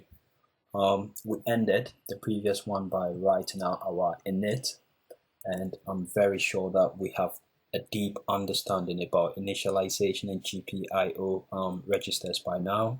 That is very good. So in this one, we're going to complete the rest of the code, and we start by writing the loop. Remember, what is going to keep the program running on and on is the loop. So in assembly, as we have learned, we write a loop by giving it a label and then branching to that label continuously. So let's just call this label a loop, the first one, with lower caps. And for this loop, when it starts, we want to give some delay and then accept input and then output, delay, input, output, so that we have enough time.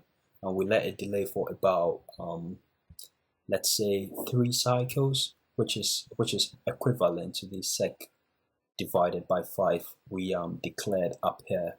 So what we're going to do in order to create this delay is we're going to load our value into a register and then perform a bit of magic with it. Not actual magic, you know what I mean. Yeah, that's what we declared. So we load this here and then we branch to a subroutine that we will create now called delay. And this subroutine is going to use this value for us. Let's create it down here, why not? So this subroutine here, this delay here, and what it's going to do is going to use this subtraction. Remember, we spoke about this. I know I like going over things now again and again. R0, R0, 1. So as you can tell, the value of R0 currently, when it gets here, just want to go through this. I know it might take time.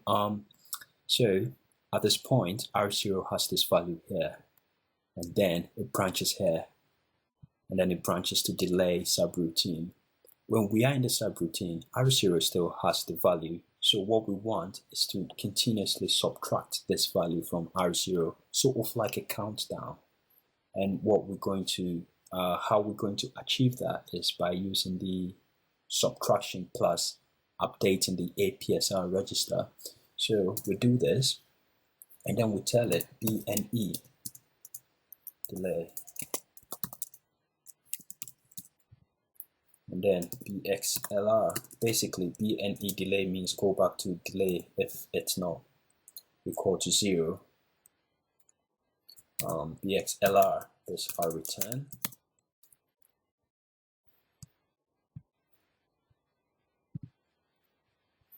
So this is a countdown. Basically, it loads the value in R0, and then it subtracts 1 from it. It comes here, it checks whether the value is equal to 0 or not. If it's not equal to 0, it branches back to delay, which is this, and then delay continues, and then it comes and branches until it reaches the 0.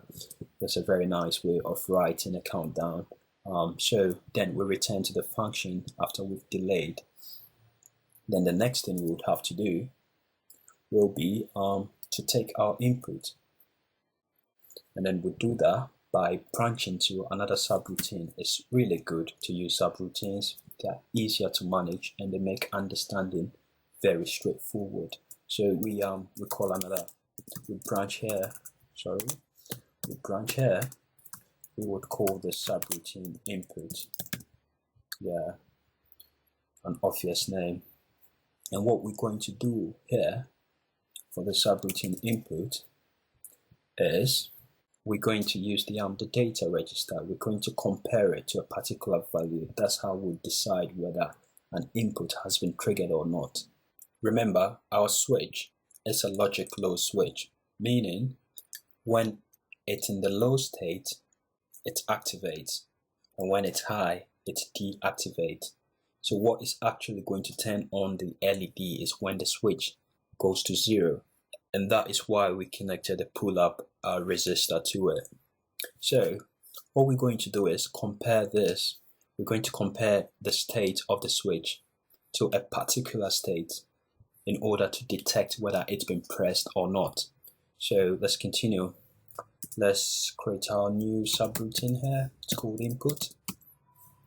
And then a pointer to the register, LDR.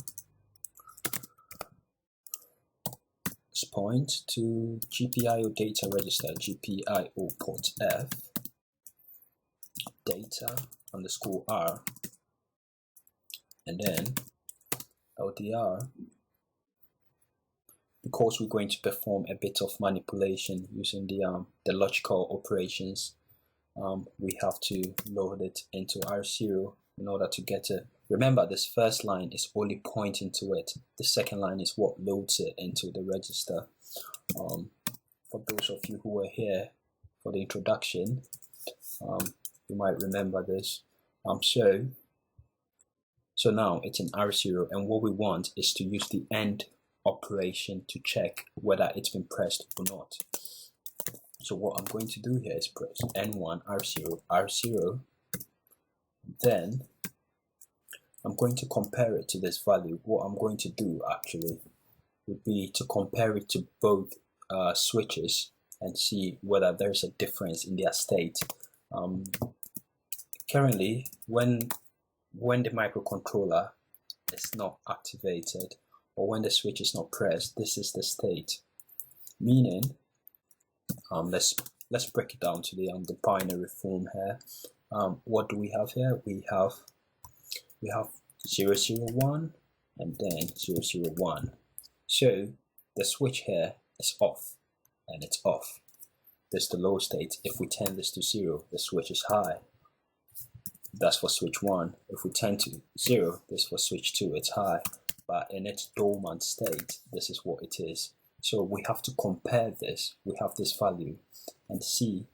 We have to compare this value and see whether there is a difference. And you'll see how that works when we go back up to our main subroutine. And we're going to show how that works. So once we get R0 and then we perform this, we can return from the subroutine BXLR like this. So basically, unlike other registers, this register here, GPIO port FDIR, changes without code. Right now, as I press my switch on the board, on the physical board, the value of this this register is changing. So what we want is, at any given time, check what is the value of this and perform an AND operation with this. So let's say I press switch 1. If I press switch 1, the value becomes the value of this becomes 0x 01, because switch 1, this one here becomes 0. And if I press it, switch 2, the value if I press switch 2, okay, and if I press switch 2, the value becomes 0x10, and this has nothing to do with this one's here. They change based on code, but this one here just changes. That's why we can perform an AND with it. So we're checking as the user presses, the value here changes, and then it is compared to this. An AND operation is performed with this, and then it's stored back into R0, and then we return from the subroutine. So whether it is switch 1 that is pressed for this value or switch 2 that is pressed for this value, it is stored in R0 and return. So we're going to use this value and tell the microcontroller, if it is this value, turn on this LED, or if it's this value, turn on this motor. So basically, that's how this this input detection works. So let's go back up, and as I said, this is where we use the value. What we're going to do here is we're going to use the CMP. we're going to use the CMP instruction, CMP R0. We compare it with 0x01.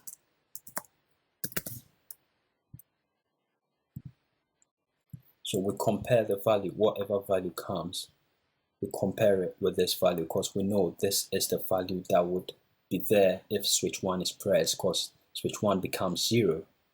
So we compare it and we tell it if it's this, then turn on the red LED, as simple as that. So CMP is the operation for comparing. So basically it's saying it's R0 equal to 0x01, and then we use BEQ. The BEQ is if so branch. BEQ is basically if true branch to a particular subroutine. Assembly is fun, you know, BEQ. Then we have to create another subroutine that would deal with it. If so, branch to switch on. If so, we compare the value of R0 to 0x01. If it is the same, then branch to this, and this is where we're going to trigger our light to turn on. Very nice. We've broken everything down in nice pieces. So let's just write this one here, and basically what this one is going to do is to keep this code very firm, we're going to break it down further. Let's move R0. Let's move red into R0. You know red, yeah, we already declared red over here, 0x02, and this is for the red LED. This is for PF1. So we move it here, and then all we have to do is we can create another subroutine to perform the output, so that when we have multiple outputs, we can manage it, and then from this subroutine we can branch to the output. Don't worry, you'll get this. We branch to the output, and after that we branch back to loop. You might be wondering, where is output? Output is basically the same as the switch on. The switch on subroutine we wrote in the previous project. Just that over here, it's not got the constant value of what to turn on. We always have to go through here to provide it with the value to turn on, which means we can create another comparison and then move blue here to send to output. Anyway, this is what output looks like. This is the output subroutine. This is what it looks like, output. And then all we have to do is load again, point to this GPIO data register, GPIO port F data register, and then we just store the value R0. Remember, we did not put anything in R0 or point R0 to anything, because this value red R0 has branched to the subroutine here, so it already contains red. So the source red, we store it to destination, which is this, and then with BXLR we return from this subroutine, and that's good job. So yes, this is our code, and always remember, we have to make sure it is aligned, and we have to end the assembly code all the time. Yes, so like we did previously, in fact, all we have to do is, let's try to compile this. We have two errors. I know why. We have to come here and go to the reset handler and tell the reset handler where our program starts. I'm going to go reset here. There we go, reset handler. So yes, ours is called main. But in order not to always come back here, you can just name your program. You can always put this __ main at this place, as well as this place. You can just replace this and use the value that the reset handler uses if you don't want to always come here and change the name or the starting point of your program. Let's see, you probably have one last error. You have two errors. Okay, so it says our RCGC GPIO. Oh yeah, we did not type the name correctly. Let's see. CT, it's not got the R. Okay, let's see what we have now. We've got one more error. Switch on, not defined. Switch on, not defined. Okay, this is it.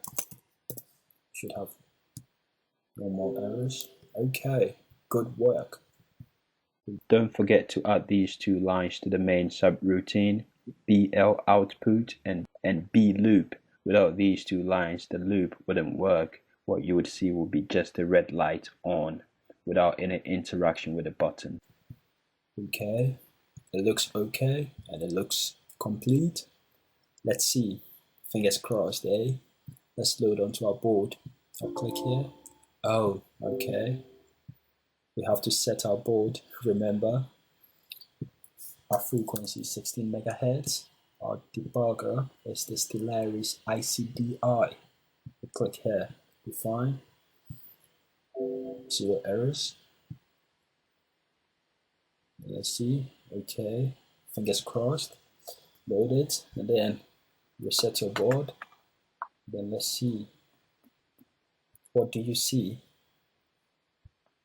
Okay, the light stays on, yeah? Okay, let's solve that problem now. There are two things that we need to take into consideration. First of all, the commit and the lock registers have to occur before the other registers in order to allow the data to be committed. So let's cut this here and put it right under the clock register activation. Good. One thing you might have found on your own is that over here we are comparing these two values, this PF0 and PF4. However, when we come here to our initialization, you'd realize that we did not enable PF0. So how can you use something you've not enabled? We're actually using it here in our comparison, but it's an invalid value. Therefore, it wouldn't work. Currently, what this value here means is it's just 001, 0010. But we want this. So we have to enable this way. So now this is enabled and we can perform our comparison properly in order to give us the proper results. And we don't need to change anything here because 0 here implies it's already an input. So what we're going to do now for these changes we've done, yeah, we're going to compile and then download onto our microcontroller. And this time it's going to work, I guarantee you. But always keep in mind when you're using the the commit register, it should come before the activation or initialization of the other registers. And this trick here too should be aware. It's easy to forget and just perform a comparison without enabling this other pin. So always be aware. Let's go forward. So 0 errors. Let's download. And then we've downloaded. I'll restart. And there we go. Mine works. I hope yours works. And congratulations. See you in the next project. Yeah.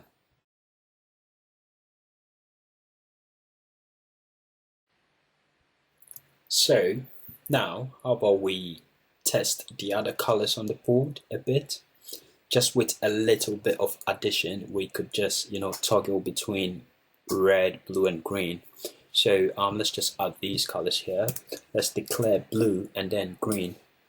BLUE. Blue is 4, and I'll give you the binary number here. basically this is 1 2 3 4, this is 0 1 0 0, this is blue, and then let's declare green. Green is 8, EQU 0x 08, and what this stands for is 1 2 3 4 1 0 0. So this is PF0, PF1, PF2, PF3. Okay, so just to try a bit, let's just change this here, switch on. Let's move blue in there and see what happens before we start adding our other controller to it. Let's just put this before we add switch 2. So as we know, before we try it out, we have to tell the direction register to give us the pin for blue, and then tell the digital enable register to enable the blue pin. And we come here. Remember, blue is connected to, let's see, we declared it up here. It's connected to PF, it's connected to 0 1 2 PF2. So we have to add PF2 here, as well as the 0 1 2. And what hexadecimal value is this? This is an E. So, oh no, Control C. So this an E in hexadecimal code. 1110 becomes an E. So we add this here, and for the direction register, it becomes the same. The direction register, we have to enable the PF2 as well. So far we have this and this. We have to enable the PF2. So in order to enable the pin for blue, what we want to get should look like this in binary. Currently it's like this, 0 0 1 0. This is the current form. This is 0x02 in binary. But what we want is to enable this like this. So this number in binary is 6. So we just have to change this to 6 like this. So we've set this to an output pin, and then we've enabled it. So when we come here to switch on subroutine and we say, when we press give us blue, it should work. It's declared in caps. Okay, sorry, this binary number actually gives us 7. It's rather confusing. When the zero is at the other side, it's an E. So it should work. Let's see. Okay, let's reset. And then there we go. The blue light is on. This is amazing. So the next step we'll do would be to test whether we can just enable and set a direction register for the green LED, and then see whether it works. After that, we'll add the second switch on the board so that we can control different colors with the 2 switches and even mix up colors. So let's see in the next lesson.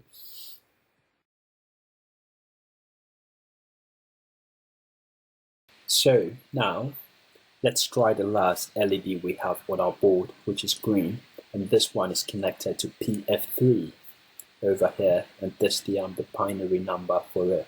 So in order to use this, we have to enable it, and then we have to tell the microcontroller that this particular pin is an output pin.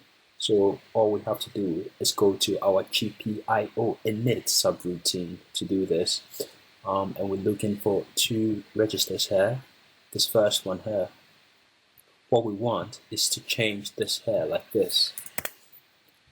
Yeah, and this becomes an E. Becomes an E like this. So this is the next value, and basically what we've enabled are the blue, green, and red LEDs. And over here, digital enable, we want to enable this one here like this. So the side becomes an F. All we have to do is change this to an F like this. So let's try it and see we can just try it by changing the color here to green. And let's compile. Let's download. Okay, I reset my board. There we go, it's working. Mine is perfect. Congratulations. So now we can just, choose any color we want, but we have to type in here in order to get this color. I mean, given the resources we have on our board, I think it's rather too cumbersome to type here just to get a color. So what we're going to do next is actually to use the switch 2 to turn on another color, and then to use the combination of switch 1 and 2 to turn on another color. Or even we could add a switch to it. We could add some hardware to our board to turn on another color. So what we're going to do now, first of all, would be to enable switch 2 to give us another controller. So see you in the next lesson.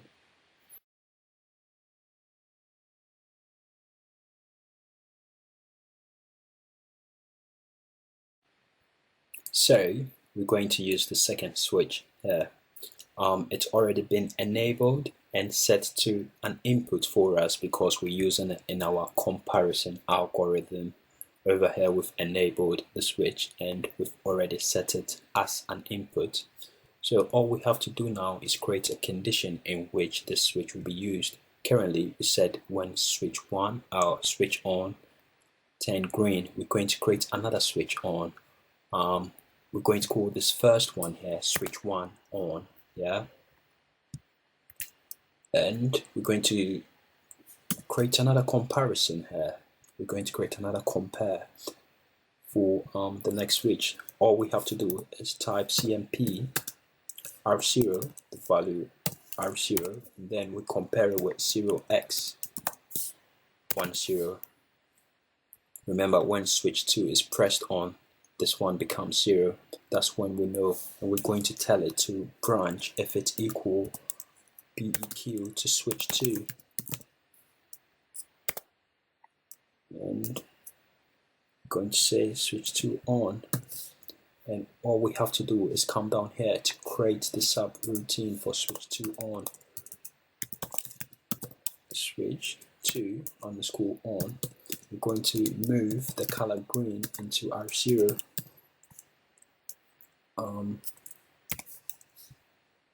Okay, this one says green. Let's move red here. From our other example, we moved green, so we move.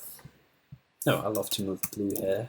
Okay, let's move blue here, and let's branch to the output. So now we don't need to create a new output subroutine. The old one would suffice. And then we branch to our loop. Yeah. So let's see what we have here. Let's see. We compare, and then we branch here, and then output, and then we compare if it's this. Okay, this looks good. Let's try it on our board. Okay, no errors. Okay, download successful. Let's reset. So now we don't have red yet. What we're going to do is tell the microcontroller that if we've pressed both switches 1 and 2, then turn on red. So we're going to compare again. What we have to do now is compare CMP R0's value with, remember it's logic low switches, so if it's 0, 0, then both of them are pressed, so they are on. So if we have 0, 0, both switches 1 and 2 are pressed, we're going to say if this is the case, branch to BEQ both switches like this. And all we have to do now is create the subroutine for both switches and assign a color for it. So I'm going to come here like this and say both underscore switches, and I'm going to move the color red to it so that when we press both of them, red turns on. it has to have the pound sign, and then BL output, and go back to our loop when we are done. So let's compile and let the compiler judge. Well, 0 errors. Let's download onto our board. Download complete. We'll reset. See.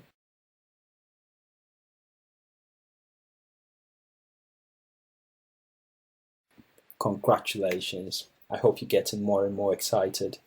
So we can play around with this. We can play with it more. In fact, we can mix colors. We can mix blue with red and see what we come up with. I'll leave that for you as a challenge. Try mixing blue red and see what color you get, or red green, and try mixing all 3 colors and you should get something that looks like white. So that is your homework.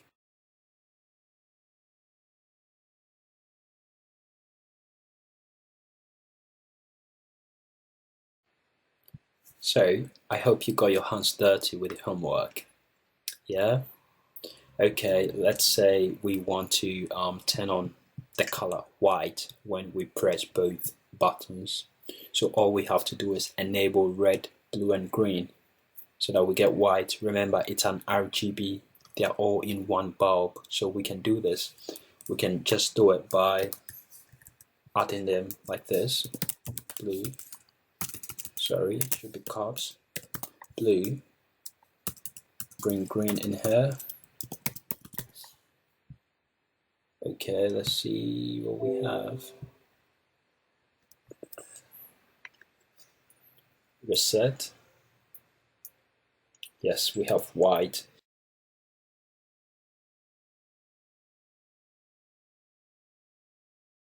So you can add 2 colors over here, or add another color just to play around with it. Nice, and really congratulations for keeping up.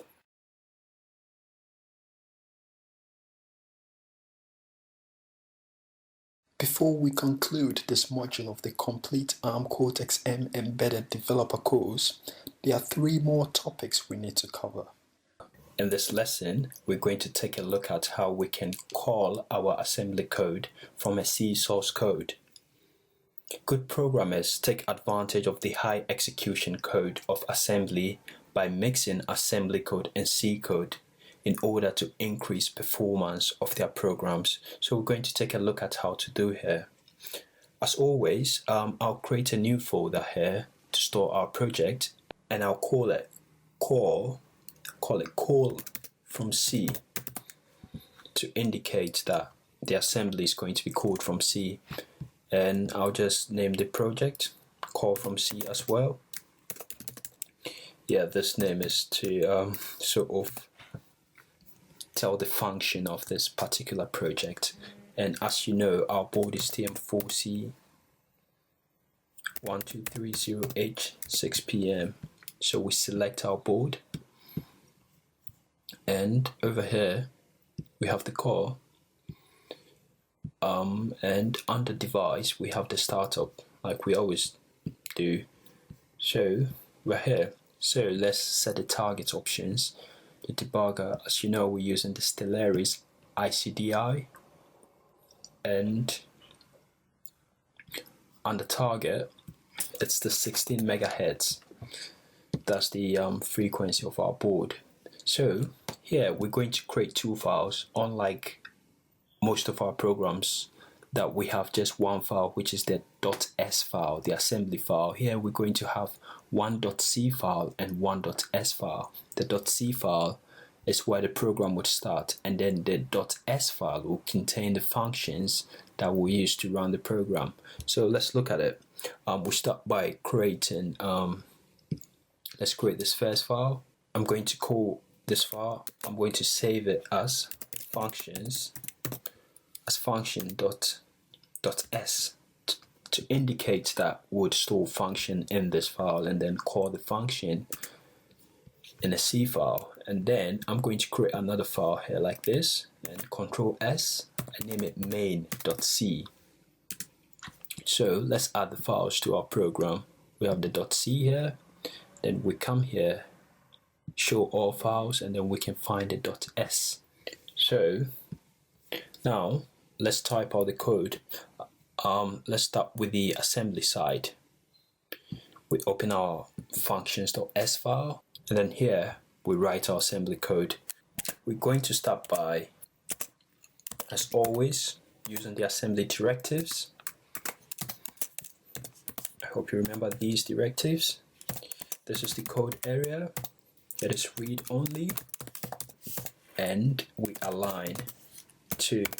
Then we write in our code in thumb instructions, yeah, and we're going to create a function, and we're going to call, let's call this function number. So basically this is the function, and we're going to call this function in C. We call it number. The export keyword, as you know, makes our function callable outside this assembly file, and this .text also enables us to use our code here in C. So we've put the right keywords in place to make it usable in C. So let's write out the content of our function. So we start by giving the label, which is number, and then let's say we're storing just the number 120. Let's say what should the function do? Let's say the function would display a number as simple as that. When the function is called, it's just display the number that is stored in it.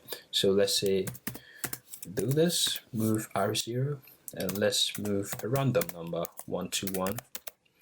Remove this number there, and then we store this number in R0 like this, and we return from the function. This is a very basic example, but this would make it very easy for you to get it. So basically we have 121 stored in R0. The reason why it's stored in R0 is because the return value of a function is stored in the R0 register in assembly.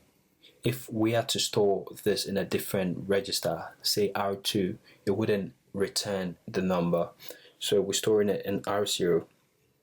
And also, I should explain this before we go on. As per the AAPC's convention, which is a set of conventions telling us how to use the instruction set of the Cortex-M architecture, we can use just registers R0, R1, R2, R3, and R12. If we want to use registers R4 and R11, we must push their current value onto the stack and then pop these values out before we return from them. We wouldn't talk about stacks here. I think it's important to understand this bit of assembly before stack, but I'll provide a link for more reading on the cortexm.com website about stacks. There's a really straightforward article there which a colleague of mine wrote. Our function in assembly is complete, very basic. So let's take a look at the C side of the code. So as we know, we stored a number in the function. The function is supposed to return a number. So we know the return type is an integer, which is uint32. So what we're doing basically now is writing the function prototype in the C file, and the name of the function here is number. Remember, this name should be the same as the name we exported from assembly, and it takes a void argument, no argument at all. The reason why we have this here is because we've not included the stdint library, which is part of the C99 standard. So what we have to do is include stdint.h, and we have it disappear. So we have our function, we've called it. Now let's go into our main, int main, open, close, and let's see. So let's create a global variable here and assign the return of the function to that variable and see whether it's the same as what we have, just for debugging purposes. Okay, let's call it value. Let's just, so we call number here. As you can see, we've not written any function here. We just call in the function and we assign its return value. We assign its return value to this global variable we've created called number. So basically, this function exists in assembly and we want to display it in C. So let's see, this one here wouldn't have any visual output in terms of LED display on the microcontroller. So in order to see this, we have to go to the debug view and see our global variable and see whether indeed it is assigned 1-to-1 as our function says over here. So let's do that. First you compile and then you connect your board. So once our board is connected, we download onto the board. Okay, and then we reset the board. Now to verify whether our function works or if indeed we are able to access it from C, we click here to go to the debug view. Okay, and we have the debug view now. So basically what you want is to highlight this, right click and display it in what is known as a watch window. So you select here watch one window. So basically we'll be watching the changes that occur to this variable here, and to display in decimal format you can uncheck this hexadecimal display like this. So now what we have to do is use the step controls to go through the line step by step to see whether indeed the value changes, and if the value here is 1-to-1, which means indeed 1-to-1 is shown in the C. Anyway, if you are new to this debug view, if you're not very conversant with it, there is another course known as the Cortex-M internals which explains this and goes deeply about what happens inside the machine code and inside the memory and registers when we run in Cortex-M applications. You can take that quick course as well if you want to get more familiar with this, but for this course you don't need any familiarity. All you need is to know these things and change for this view. So that being said, let's continue. So what we have to do is click here, step over, and as you can see this dropped, meaning the next line to execute will be this line 6 here. So let's step over again, and as you can see, after executing this, we have 1-to-1, that is value. So 1-to-1 is indeed inside value. So this shows that we are able to access the function that we wrote in assembly in C. In fact, to prove this further, let's use the value. Let's use the value for our computation in C. Let's create another global variable here, uint32 type. Let's call it ANS to stand for answer, and what we're going to say is answer equals value plus 230 times 2. Let's assume we've written an algorithm, a very complex algorithm in this function known as number, and we want to use the answer the algorithm provides in our C language. It could be something like this. As I said, this example is very basic. It could be as complex as you want it. You could write recursive algorithms there. You could write algorithms for really complex issues and just call them here, because as we know, machine language executes faster than the C. It takes less cycles to go through the machine language. So good programmers mix these two languages together. So let's run this. Let's compile this, download onto our board. reset, open our debugger,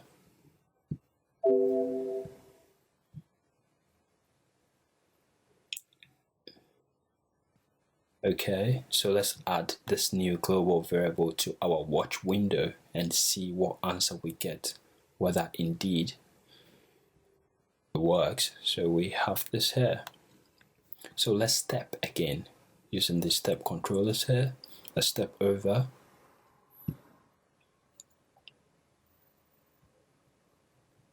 Okay, we have 1 to 1. Now let's see our answer. So this is the hexadecimal form. Let's display in digital and see. And as you can see, indeed 1 to 1 plus 230 times 2 is 702.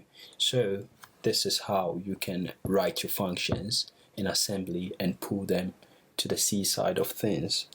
In the next lesson, we'll take a look at how to write variables in assembly. After that, then we'll look at the opposite direction of this, meaning we'll take a look at how we can write functions in C and call them in assembly. We want to cover all grounds here in assembly because, as I always say, the foundations are very important. So, see you in the next lesson.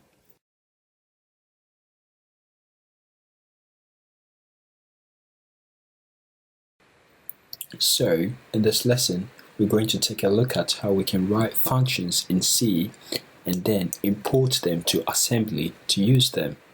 This becomes necessary when we're writing purely assembly code and then we find ourselves requiring functions and other capabilities that we cannot access directly through assembly programming, like LCD controls and other peripherals.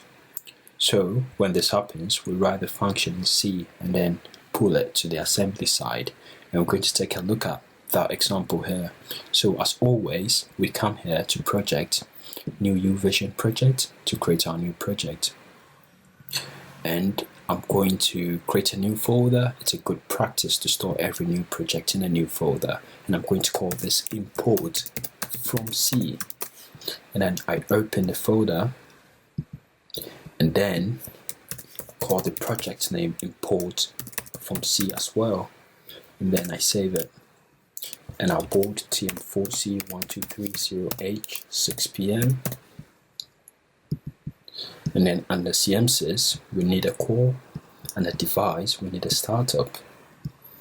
Then OK, and then the build target 16 megahertz, and debug Stellaris ICDI. Like this. And then over here we create two files like we did before, but this time the main file will be the assembly file. So we're going to have main.s and function.c. We're going to write the function in C and then run the program in assembly. So we start by clicking here and then Ctrl S to save. Then I create this first one, main.s, and then create a new file, Ctrl S to save again. And then I call this one function.c. Then come here, double click, locate.c, cannot find .s, open here, show all files, locate.s. Then we have them both. So we expand this to find them. And what we start with, let's start by writing our function in C. Let's say we're writing a function that would basically add a constant value to a variable, whatever variable we pass. So we open here and let's include the stdint library, include stdint.h,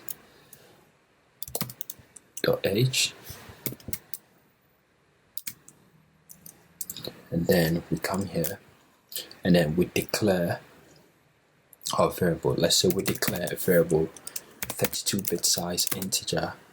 We call it num for number, and we have a function called adder that adds a number to the variable, to the number we pass to our variable. So this is what it's going to look like: int adder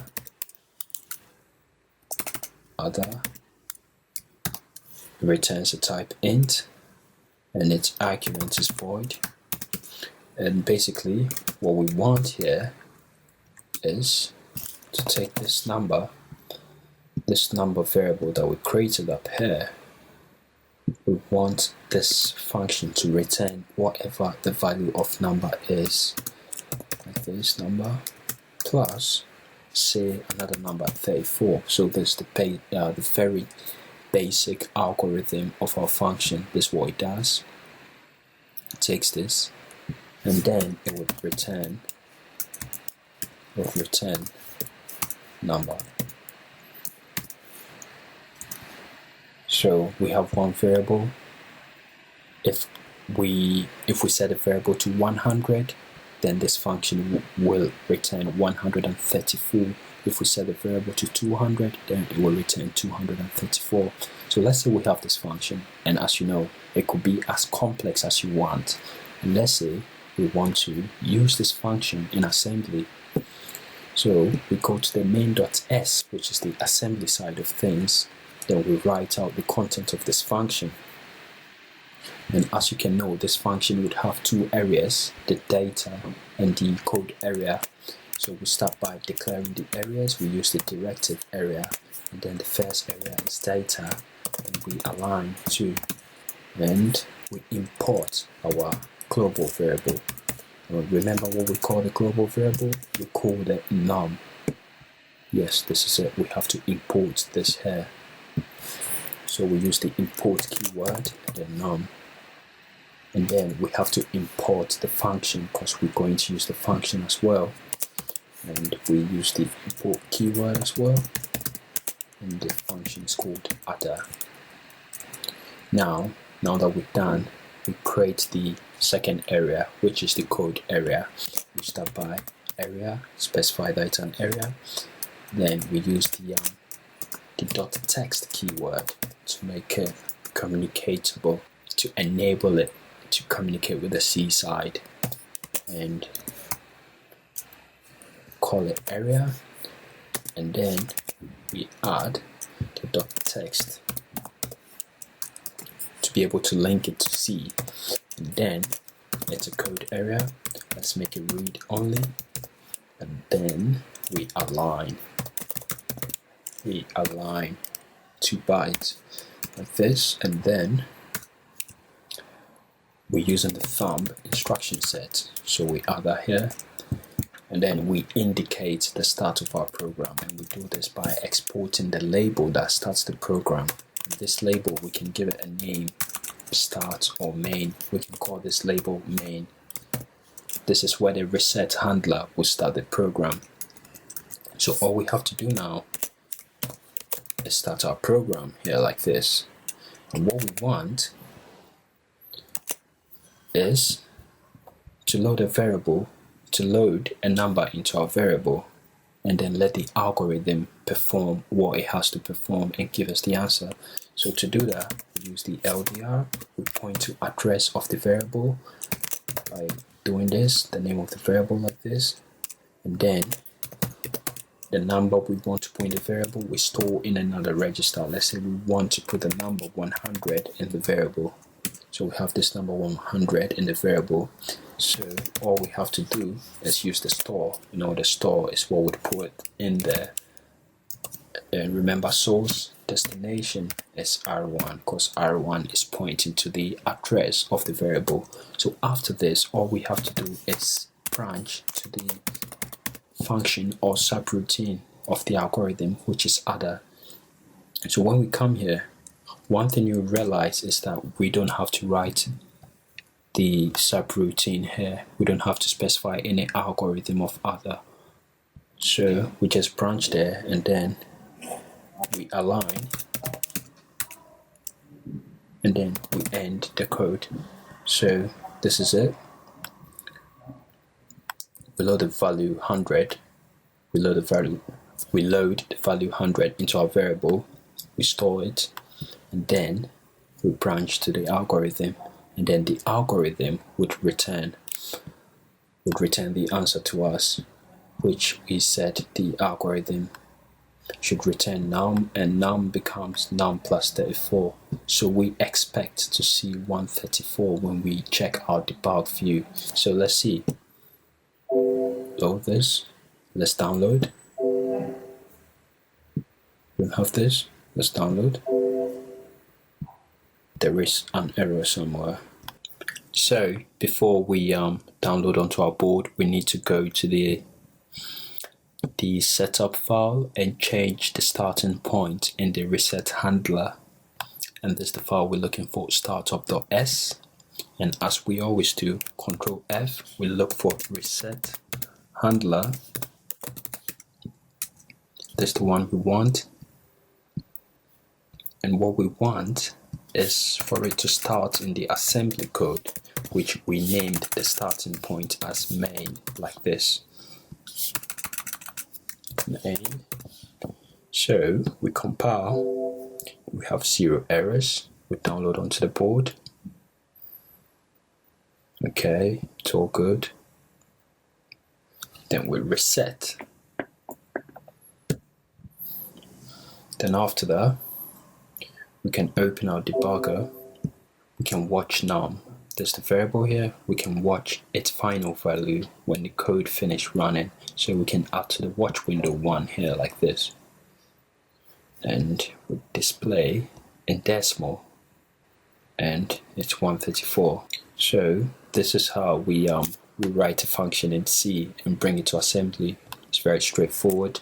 And the function we write can have multiple arguments. We can just write a normal C function and just come here.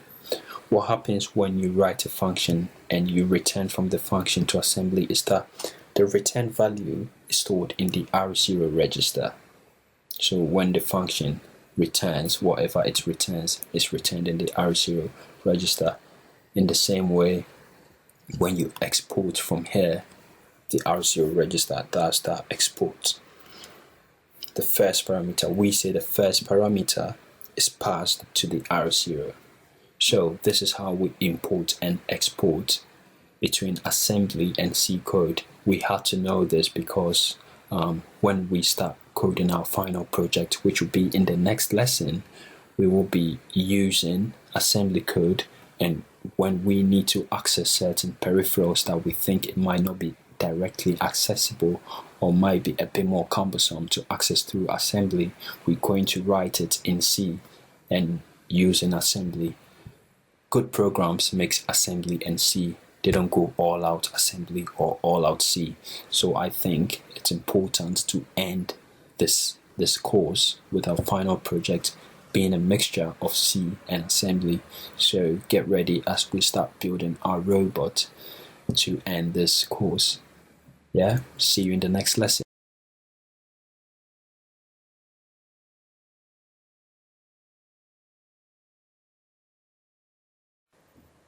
Hello. So in this next lesson, we're going to take a look at how to declare variables in assembly. So as we always do, I create a new folder on my end and call this one variable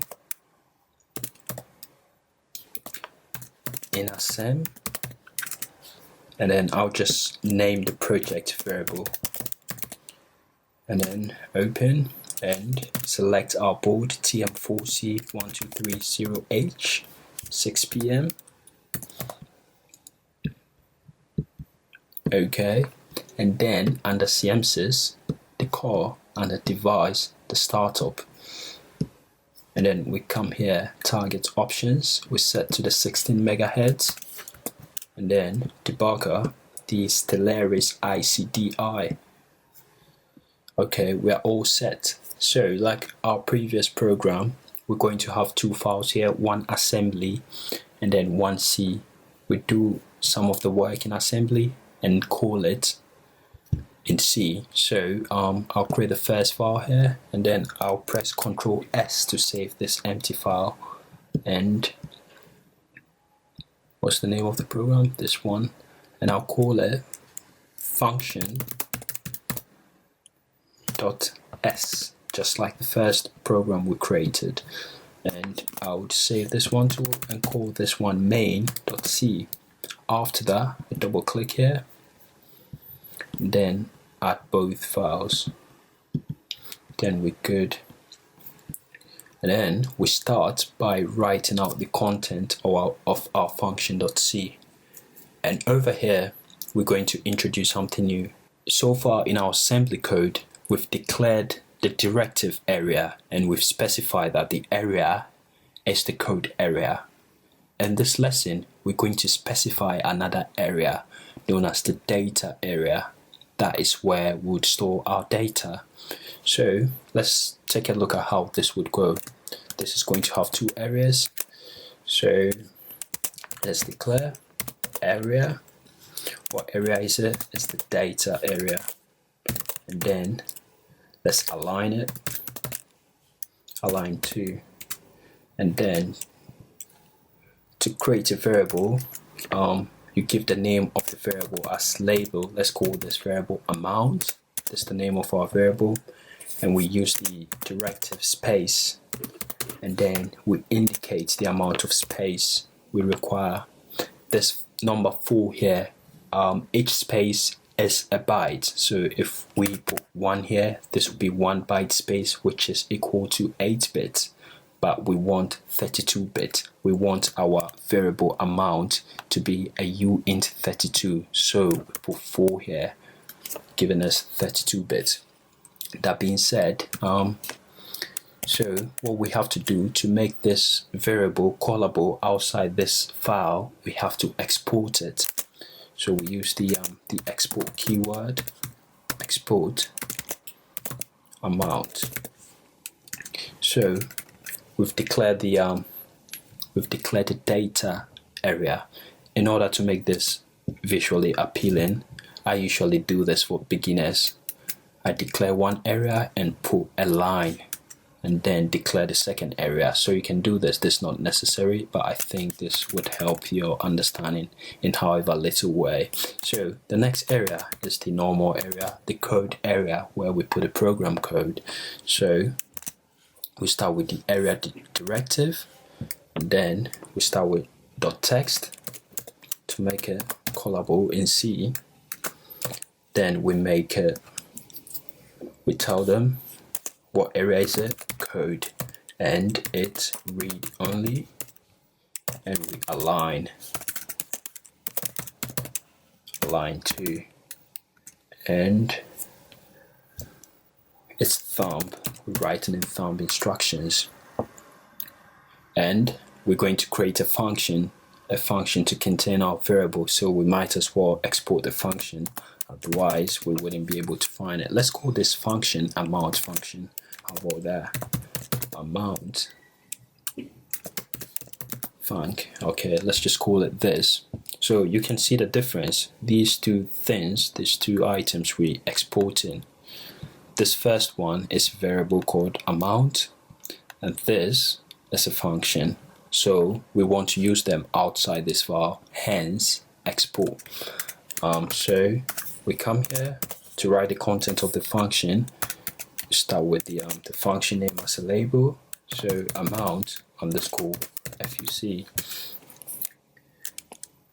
and we come here, and basically what we're going to do here is load the variable here and put a value in the variable. So we're going to do that by pointing to the variable and then swapping the value from one register to the variable. You can think of this as how we manipulated the bits in our GCGPIO registers. Yeah, our RC GCGPIO and then the standard GPIO registers. First of all, we use the LDR to point to these registers. And remember, the registers were the registers with names like GPIO data underscore R. They were just placeholders. They were names we've given to the address of that particular registers. So you can think of the word amount as such a name replacing a location in memory which we've reserved here as space for. So just like we did before by writing systemctl rcgc GPIO underscore R. This is just an example. This is what we did before. Yeah, we pointed first and then we store the value later by using LDR, and then by doing this R0 R1 to get the value into R1 so after these two lines we end up with whatever value that comes here in this register. So this time we point to our variable, which is amount, and then let's move the value to another register. Let's say we want to store the number 89 in our variable, so we have 89 here. So to store, we just str, this is shorthand, R0 and then R1. Remember, str source, the source is the number 89, and then we store in what R1 is pointing to, which is the memory location of our variable. So at this point, we've stored 89 in the variable amount, and then we return from the function exlr, and then we align and we end. So we've created a variable here, and you can create as many variables as you want. Yeah, so this is what it looks like. The new addition to this side would be declaring the data area and declaring this. You've not seen this before, so you should pay closer attention to it. So now that we've finished with this and we've exported this and this, we can go to the C side to write out the C code, and let's include the stdi.int so that we can be able to use uint32. Include stdint.h, we have to use the keyword external to call our variable because it's external. Yeah, it's literally external. And the name of the variable is amount as we gave it, and we have our function which is a uint32 returner, and it's called amount underscore func, and returns a void. So we have this and this. So let's create our main function, int main, and we have main here. So let's call our function. Our function from the assembly is called amount func. Yeah, good. So let's go back and take a look at our function again. Our variable is here, it's empty. It is through this function that we add something to the variable. That is why we have to call this function here. It's just for this experiment to see that actually we've stored something in the variable. So in order to do that, remember this is the global variable here. This variable amount, we have it in C here. So we can just read this and see whether indeed its value is 89 after the function has finished running. So all we have to do is call amount here. You cannot just call amount, we assign it to another variable. So let's create a global variable here called uint32, underscore 32 int, and let's call it C amount. We just create this global variable, and then we assign C amount to the amount value. So remember, this amount is this amount. It's the same thing. If we are to change the name to something else, the code wouldn't work. So we just want to read the value of this, of our variable in assembly, and display it in this new variable. This is just for display sake. If we wanted to do a computation, we wouldn't need this redundancy of writing one other global variable to display this. Anyway, I wouldn't confuse you. Let's check. And please remember to put whatever you do not understand in the comment line. You will receive a prompt reply. So what we have to do now is to compile, and we have 0 errors. We download onto our board, and we reset our board. When we are done with that, we just open the debug view.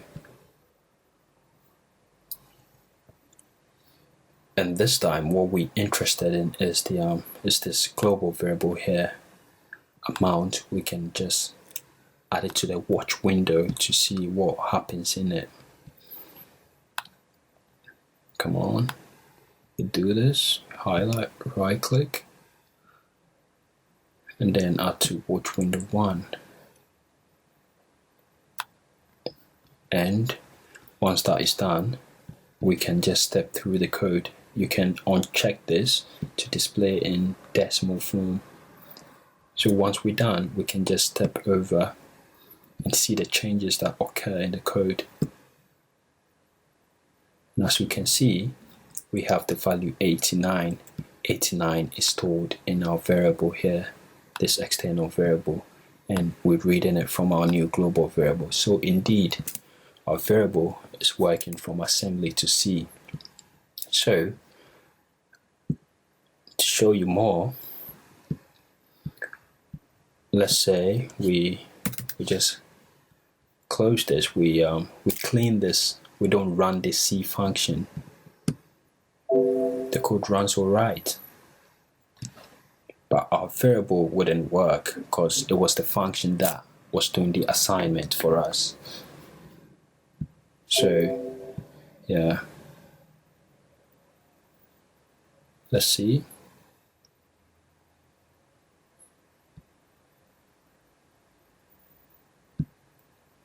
As you can see, nothing happened. Yes. So yeah, this is how to write a variable in assembly.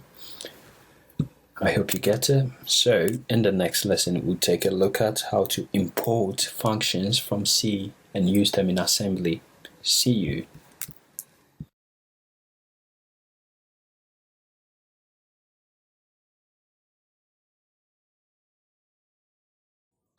So we're almost at the end of our course, and before we conclude, I have one last surprise for you.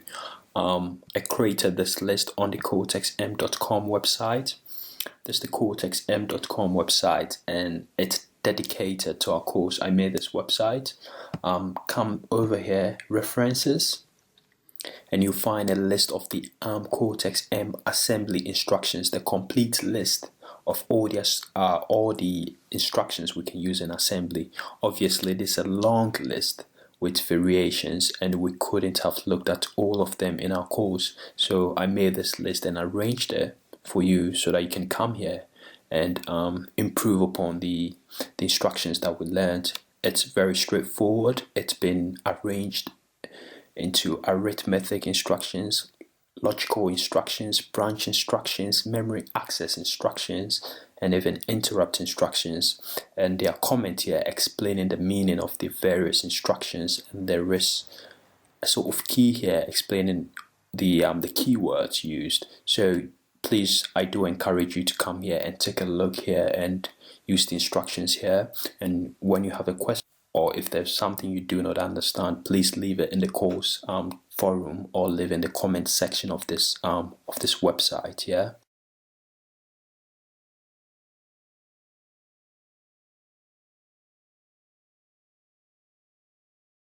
So to find out which clock is connected to the peripheral, the GPIO port D, we have to look at the reference manual. And in CarU Vision, you can just click under books, and then it'll give you all the references of the particular microcontroller you have. So we were here, project, I click at books, I get all the reference documents, and I'm going to click on the reference manual over here.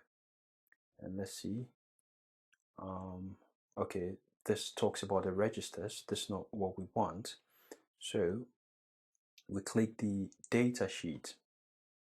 So from this diagram, we can see that by enabling, we can see that GPIO A, B, C, D, E, H are connected to this bus here, which is AHB1. So we have to access this bus and then toggle the particular pin or change the particular pin in its register that corresponds to port D. As you can see, port A connected to AHB1, port B likewise, and this and that. So we need this bus here. It's called the AHB1 bus. So what we're going to do is then we're going to go to the reference manual and take a look at the register of AHP1, and the register will tell us which particular bit in the register corresponds to giving clock access to port D. So we'll do that. So this is just, this is just to get us ready. I'm not going to go through the data sheet with everything in the course. This is just to show you how when you are new to a particular board, you get things done quickly. So we know where the port is connected. We know which clock bus it's connected to. Right, I'm going to minimize this. Said it's called the AHP. So I'm going to come over here to the reference manual. I'm just going to search AHP1, and then let's see what it gives us. Under RCC registers, we find AHP reset register here. So this registers, we're interested in this particular register, the one that is used to set and reset the various AHP peripherals. So I'll click over here, and AHP1 says to set or reset GPIO A, you use bit 1 of this register, and bit 0, sorry, and bit 1 corresponds to GPIO B, and then bit 2 C, and then bit 3 corresponds to D. But what we want is the AHP enable register. There should be an enable register. That's for reset. We want to enable, so I'm going to scroll down here, and there's the AHP2. So here it is, AHP1 E and R. This is the peripheral clock enable register. So this is what we use to enable the peripheral clock. And over here, as we can see, bit number 3 corresponds to GPIOD. So if we enable bit 3, then we provide clock access to port D. To verify this, you can actually come here and look at the legend. Let's see what it says for bit 3. So it says bit 3 GPIOD-EN. If bit 3 is set to 0, clock to port D is disabled. If bit 3 is set to 1, clock to port D is enabled. So that's what we have to do. So we're going to access this register here, and we're going to do that now. I can just keep some notes here. I'll just write AHP1 EN. So we need this. So now we know which bus our GPIOD is connected to, and we know the onboard LEDs are connected to the GPIOD. And by enabling bit 3 in the AHP1 bus, then we give clock access to GPIOD.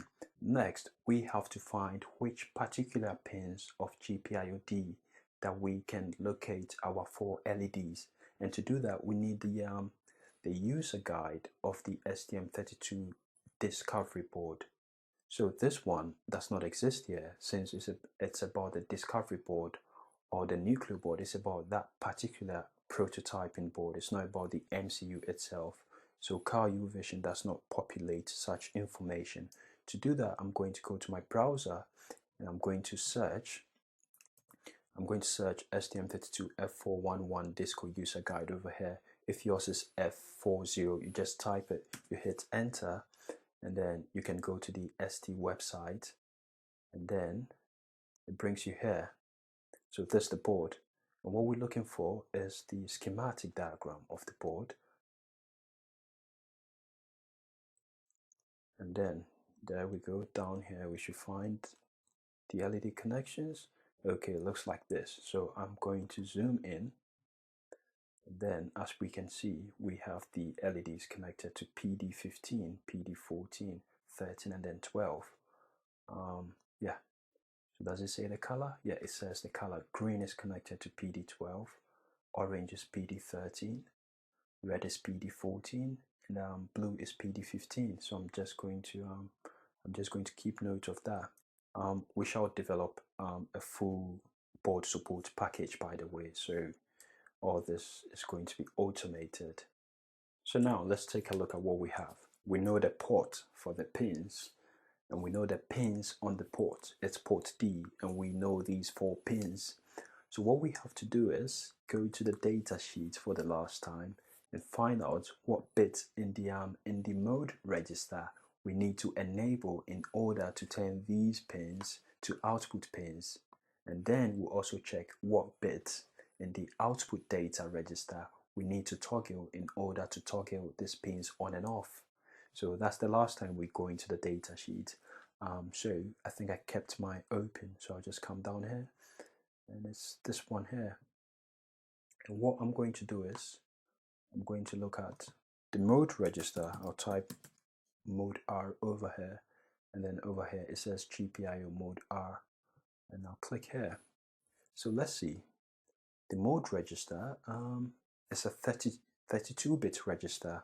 However, it serves just 15 pins, meaning it requires 2 bits per pin.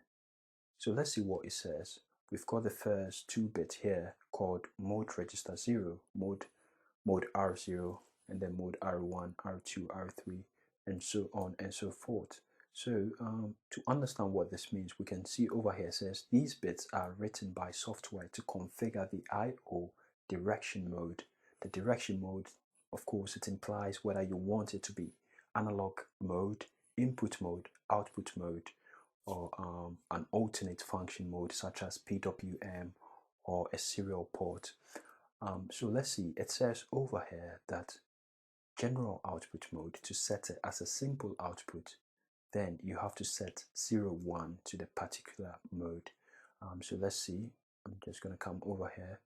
So this mode 0, this corresponds to pin 0, and what GPIO X over here means is the X stands for the various ports we have. That's why over here they've written X equals A to E and then H. So we are looking for GPIO D. So mode R0 corresponds to GPIO D pin 0, and this one corresponds to pin 1, pin 2, pin 3, pin 4, pin 5, pin 6, pin 7, pin 8, pin 9, pin 10, 11, 12, 13, 14, 15. So we need the last 4 of these. So from this, one can tell that to set pin 15 to an output mode, then we have to write 1 to the 30th bit of this register, and to set pin 14, mode 14 corresponds to the pin. So to set pin 14, then we have to write 1 to the 28th bit of this register. To set pin 13, then we have to write 1 to the 26th bit of the register.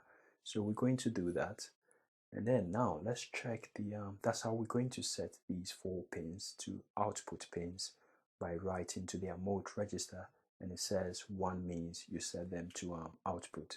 So before we leave, let's just check the output data register. Is called ODR, and over here, it's here. I just search, I click here, it takes me there straight up, and then over here this also is a 32-bit register, but the upper 15 bits are reserved.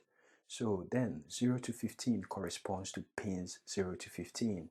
So with this one, it's easier to set this high, to set pin 15 high. All you have to do is write 1 to bit 15. To set pin 14 high, all we have to do is write 1 to pin 14. Likewise for 13, 12, 11, and all other pins. So with this, we know what to do as well. So that's it. We're done with analyzing the data sheet and reference document. So now we jump straight to CalU Vision, complete the code, and test if it works. Definitely going to work. Then after that, we start exploring what we are really here to explore. So I think this video is getting a bit long, and let's meet in the next lesson, yeah?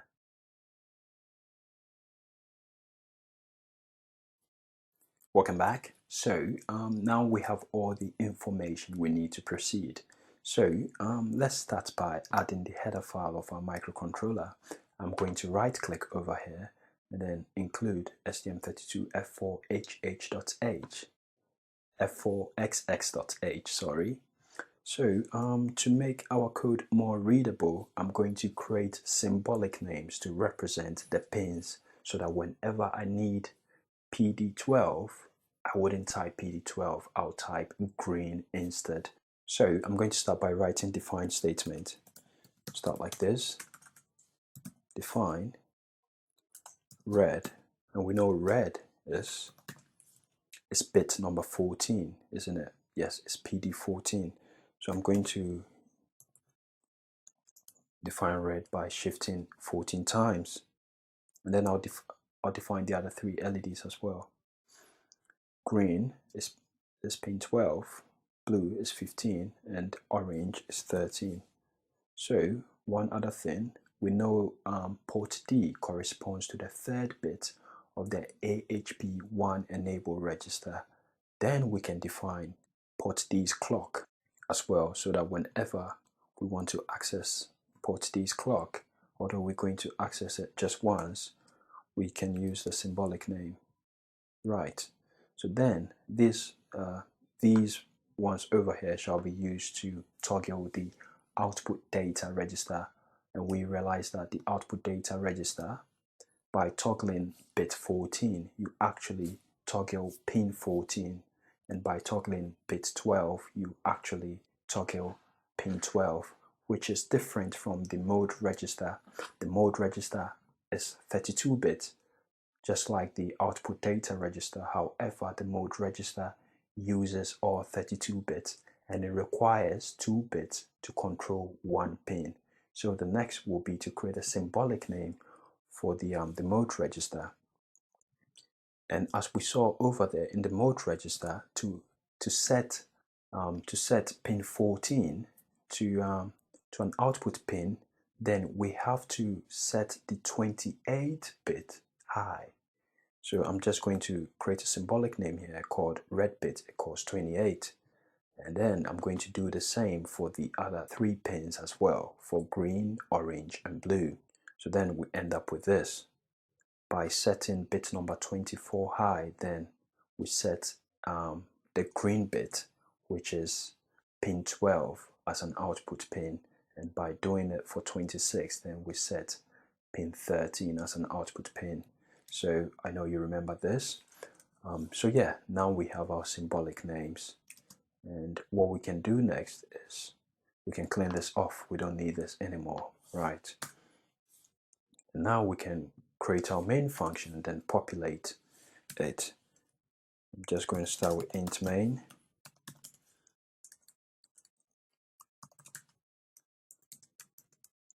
So I'll be doing a bit of minor copy and pasting in the course to reduce the amount of typing noise. It's popular request from most of the students. So what we're going to do is we're going to access the AHP1 enable register, and we do that by typing RCC, and then in the RCC we locate AHP1 enable register like this. Then we enable GPIOD underscore clock like this. So at this juncture, we've given clock access to port D. So the next thing we have to do is access the mode register and set the modes of pin 14, 13, 12, and 15 as output. And we do that by typing GPIOD and then mode R. So we code in using the CMC standard. If you're not very familiar with this, please check the last sections of the course. I've included some bonus lessons that I've collected from my other course on embedded C programming, where we explained what the CMC standard is and how CMC unifies and makes everything standard for microcontrollers with the Cortex architecture. So we can access the mode register by typing GPIOD mode R, and then with this we can just enable all of them at once on the same line. You can start by red underscore bit, and then green bit, and then orange bit, and then of course blue bit. So now we've set all the pins as output pins. Then we can go to our super loop and then just set all of them high by accessing the output data register. So I'll just type while1 here, and then GPIOD ODR. Then I could simply say BLUE for blue, and then green, and this should set all of them on orange and then red. So with this we can test and then we can proceed. So let's rebuild our project and then test to see if it works. I'll come over here and click rebuild. It's going to say one warning. Of course, you need to leave a line here. So I'll rebuild, then 0 errors, 0 warning. Then I'll connect my board. Then once that is done, I'll click over here to download. Let's finish downloading and it's reset by itself like we chose. And as you can see, all 4 LEDs are on. So this is good. What we've done is working so far. So next, we're just going to create some simple APIs to help us turn the LEDs on and off. Hello guys, so now let's create the Blinky program for the STM32F4 board. Yeah, so I'm just going to come here. I've created a new project and I'm going to select my MCU here, and it's the STM32F411VET. That's the one I'm using. I'm using the Disco board and it works on the Nucleo board as well, so you can just follow through. And once that is done, under CMSIS, I'll select core, and then under device, I'll select startup like this. Right. And target here, I'll rename it to STM32F4. And then the source group, I can just say application. And I'm just going to have one file here. I'm going to create one file. It's an assembly file. So I choose a .s file here like this. And then I'll call it, let's just call it Blinky. So yeah, we're set to begin. We've got our file here. This is the blinky.s. And what we want to do is we want to use the EQU directive to define certain names. So we are going to define the particular registers we need to access and then the constant we need to write to such registers. So I'm going to start by defining the register for the RCC, the base address of the RCC. Remember, to access the clock of the GPIO, you have to go through the RCC. So I'm going to define the base address of the RCC. And then after that, our GPIO pins, the green, blue, orange, and red LED are connected to GPIO port D. And port D is on the AHP1 bus. So then once we've got this address and its offset, we can just fetch the base address of port D itself. And then I'll just get that and put that here as well. And then to set the mode of the GPIO pin, we have to access the mode register. And the mode register is basically the base register of the port. I'll just put that here as well, the same address. And to be able to set a pin high or low, we need to access the output data register. So I'll get the output data register address here. Then we keep it here like this. So to initialize the clock for port D, we have to set the third bit high. Port A is 0, the first bit. Port B is 1, the second bit. Port C is 2, the third bit. Port D is 3, the fourth bit. So in order to initialize this, we just create a symbolic name for this, so that when we just say GPIODEN, then we initialize port D like this. Then of course we need to set pin 15, 14, 13, and 12 as output pins, and we have to access the mode register to do this.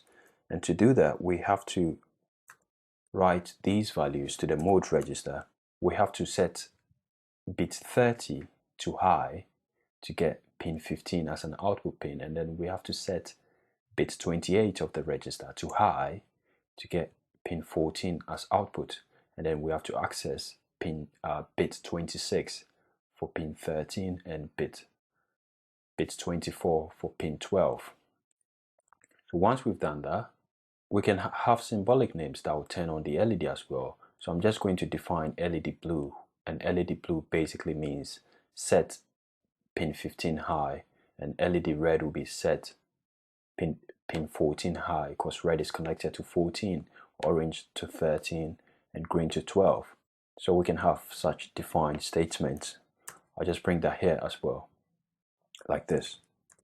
And we can define, let's have a delay here. Just put delay, a constant called delay. And this one can be equivalent to, I'll say 0x, 1, 2, 3. And we can define some time. These are constants that corresponds to the clock frequency we're running with. Remember, we're running at 16 megahertz. That's the default frequency. So just by using these constants, we can get 1 second with this value, half a second with this value, and 1/5 of a second with this value. So once that is done, once we've declared the constant we're going to be using, we can just start with the actual assembly code. And I'm going to declare this as the code area. First, we align. I'll just come here, align, text, and this is the code area, and it's read only. And then we align to, and then we use the thumb directive to tell the processor we're running in thumb mode. Of course, thumb mode is the default mode, but we have to explicitly tell the processor we're using thumb mode. And we want to export __ main. Our code is going to begin from main. This will allow the reset handler to find our assembly code, because our code doesn't have the main function. And often the reset handler is set to fetch the starting point from the main function. And the main function's name is like this. So we just give this name to our program as well. So we export in this. So then we can just say, because the program is called main, we just come here and use that as the label, main. And what we want to do is, want to just branch to GPIOD init, which we shall populate very soon, like this. So then let's write the content of the GPIOD init. What I'm going to do is, I'm just going to come here, GPIOD caps _init, and I'll come here, and then first let's set the clock of port D. To do that, we point R0 to the RCC AHP enable register, and then we load what R0 is pointing to into R1 like this, and then we perform an OR operation on R1's content, and then the GPIOD enable value that we defined, this value here, and then we store the results back into R1, or we keep the results in R1. We use the store instruction to put it into the AHP1 enable register, and then we end up with this. So with this 4 lines, we've actually enabled the clock access to port D. Next is to set port D, to set the pins as output pins. What I'm going to do is, I'm just going to load the mode register. I'm going to point R0 to the mode register, like we did for the AHP register, like this. And then I'm going to point R1 to all the pins we need from the mode register, which is the mode 15 out. We need these pins, mode 15 out, mode 14 out, 13 and 12. We need to set all of these pins high to give us to allow the 4 LEDs to be set as output. So I can just do all at once by doing this and using the OR operator like this. And I've put a comment here for your revision. R1 points to pins 15, 14, 13 and 12. Once we've done that, we can just store into the mode register, and then we can just clear the register by just moving a 0 into it, this. Then we can store the output data register. We can point R2 to the ODR, which is the output data register, so that we can use the next subroutine to be writing to the output data register. So yeah, this is the initialization. It's complete. We just set this, set the mode to we set the mode register to output, and then next we're going to write the subroutine to do the actual blinking, and let's just call that blink. I'll just call it blink here. What I want to do is, I'm going to use a particular blink sequence. I'm going to let green, let's say green blink for 1 second, and then blue blinks for half a second, and let's say red blinks for half a second, and then orange blinks for, let's say, a fifth of a second. To do that, I can use the move word directed like this, because we've already defined LED green here. Where is it? We've already defined LED green as set bit 12 high. So we put this in the R1, and then we just store this into R2 because R2 already has the output data register. I'll just put this here like this. And then once this is done, we can just put the blink value into R3 like this. Sorry, I'm not typing much. I want to reduce the amount of typing noise. And then once we put this in R3, we can branch to the delay function because the delay has to be a form of subroutine as well.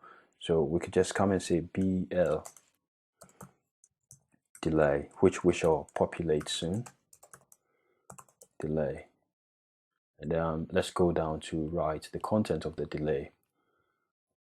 With a delay, we can just use sub R3 1. We can just subtract 1 from the content of R3 until it runs out. Right, so I'll just put it here. The label is delay. Subtract 1 from R3 and store the result back in R3. And then continue doing this. Continue branching to delay until the subtraction is complete. So it keeps subtracting until it's 0. So if it's subtracting and it's not 0, it goes back and it goes back. And we saw this when we're given the theory of assembly, when we're describing the opcodes and their meaning. So I'll just use BXLR now, BXLR to return. It has to return from here. And I'll just align this, align the code. This shall be the end of the code. I shall put the other content in the middle here. So yeah, this is the subroutine to create the delay. So we've written the delay for green LED. We could do the same. We could just copy and paste this, and then just change the parameters for the other LEDs. I can say this one should be blue.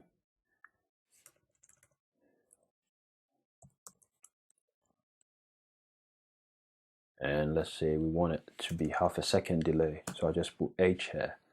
We could do a third. Third for red. How about red? So I'll just change over here to red. And red could be half a second as well.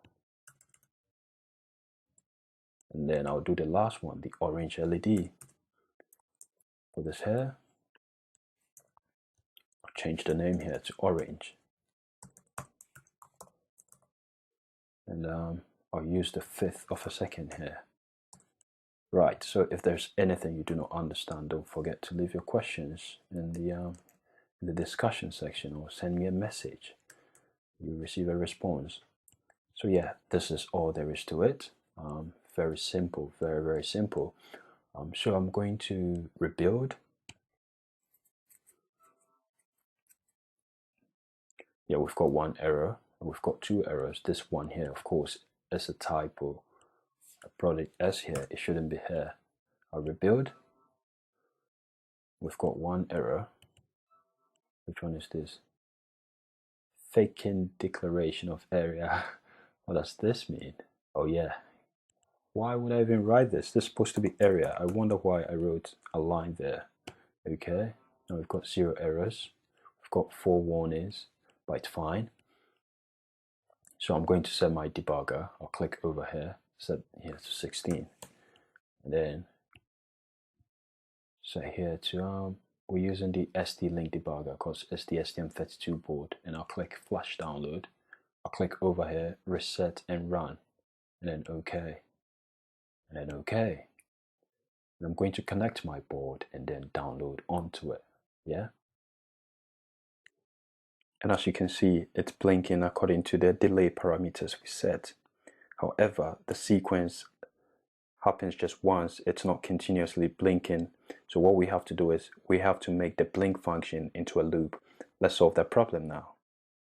To make a loop around this piece of code here, the subroutine, all we have to do is use the B instruction, and then we bring the label here, which is blink. So it would keep running this piece of code, this piece of instructions continuously. So I'm just going to rebuild, then download onto my board again. And as you can see, it's continuously going through the sequence just like we want it. This is it. So yeah, this is it. This is how to write assembly code for the STM32 GPIO peripherals. If you have any questions, don't forget to leave them below. Send me a message.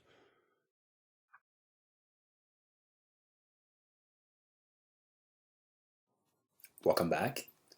Let's take a look at the STM32F4 discovery board. This board has the STM32F411VET6 microcontroller from ST. It comes with 512 kilobyte flash memory and 128 kilobyte of RAM. It also provides us with a 3-axis accelerometer and a magnetometer. This development board also gives us a 3-axis gyroscope, an audio sensor, and a digital to analog converter. Inspecting the board from the top, you'll find the USB ST link, followed by the debugger MCU. Then we have the main microcontroller. This is where our program code is stored and run.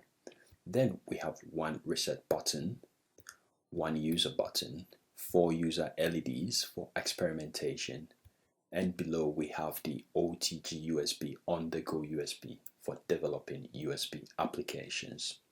In the next lesson, we shall take a look at the TM4C TivaC Launchpad board.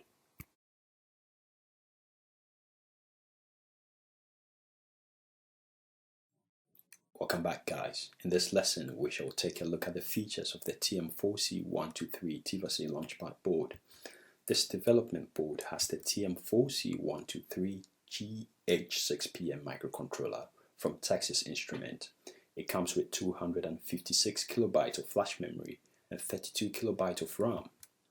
On the Launchpad board, starting from the top, you find the debug USB in charge of debugging.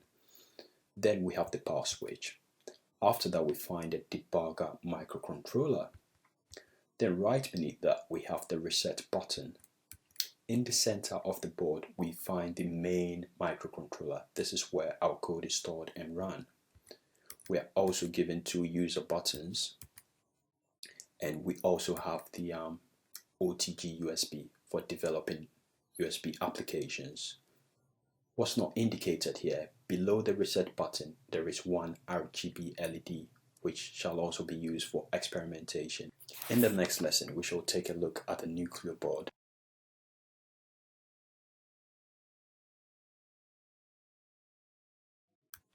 Welcome back, guys.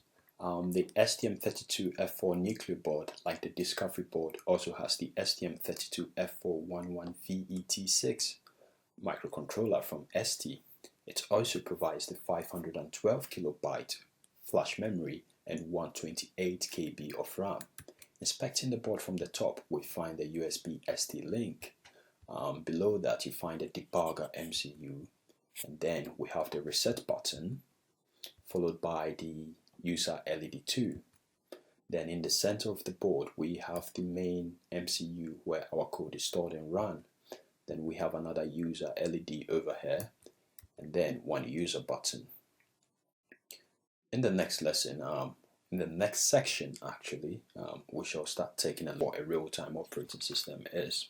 So, see you.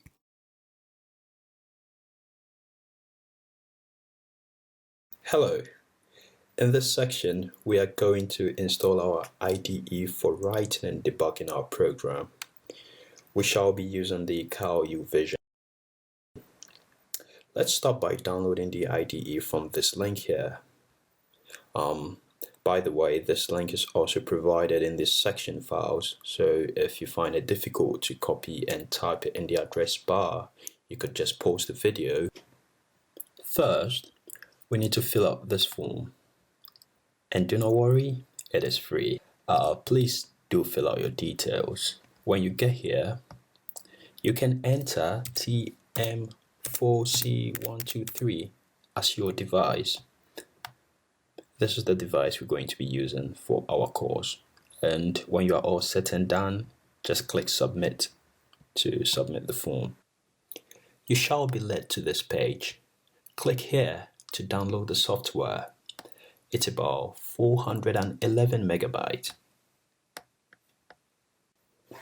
Okay, download complete. Next step, let's double click the installer to start installing. Okay, yes. And yes, this is a standard wizard, just like installing various applications. Just follow this and install it at a location very easy to find, since we might need to get a directory every now and then. I'll just click next here. You can browse here and change the folder. You can put your details, and yeah. Okay, this might take a while, so I'll just pause my video and wait for it a bit.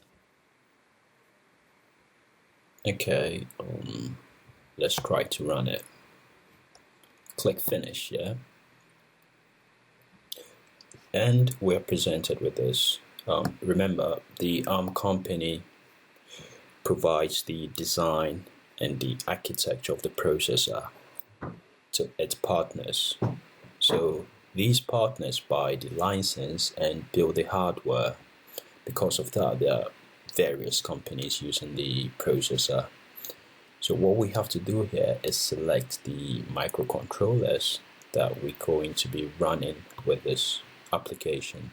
And we are going to be using the Texas Instrument TM4C123. So we install the drivers just for this. In future videos, we might need to use the STM32, and we can come back here and install that, yeah, step by step. Just give it a moment to load all the various microcontrollers supported. As you can see here, we have the Atmel, the Freescale, NXP, and so on and so forth. Let's select the Texas Instrument here. Let's install the LM4F series. I'll explain why we need to install this in future videos. So we come here. Let's see what is installed. The compiler is already installed and it's up to date. The CMSys is installed. We've not spoken about CMSys. We'll talk about that later. Yeah, most of the things are probably installed because I uninstalled my version just to shoot this video for you. So you might need to install things like the CMSys if it's not installed and it's not up to date. Yeah, you might need to install the compiler as well. You might need to install this. So we choose the LM4F series and then TIVA-C series, do same for both, yeah. And yes, you can see it's online here. Yeah, for the sake of it, I'll just install another microcontroller so that you see what goes on when we install it. For instance, let's choose the STM32. I'll install this for the discovery board. Let's just say I'm installing the CMSys driver validation suite. Let's see. You see, as you install, you see this bar here loading, and when it's done, it disappears. When you're all set and all microcontroller drivers installed, you can just close this one here, and yeah.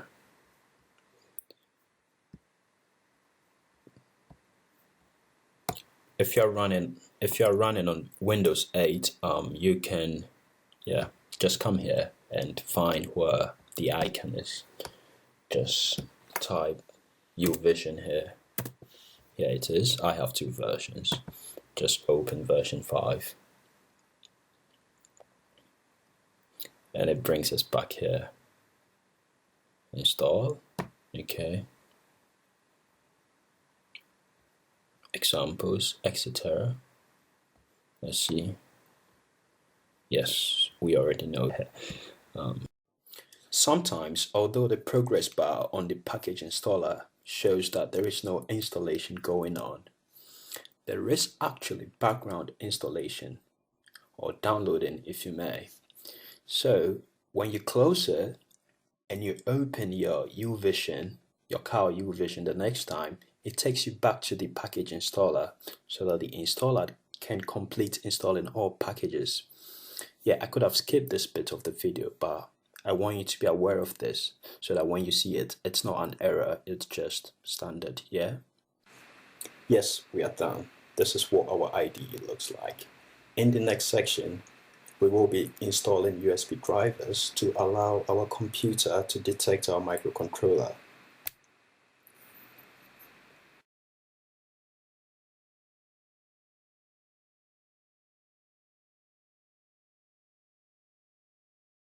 So let's start by connecting our board to our computer. First, we need to connect a USB to the board and then connect to the computer. Be careful you connect to the debugger side, not the host USB side. This one here, not this one here. Then we'll connect to the computer.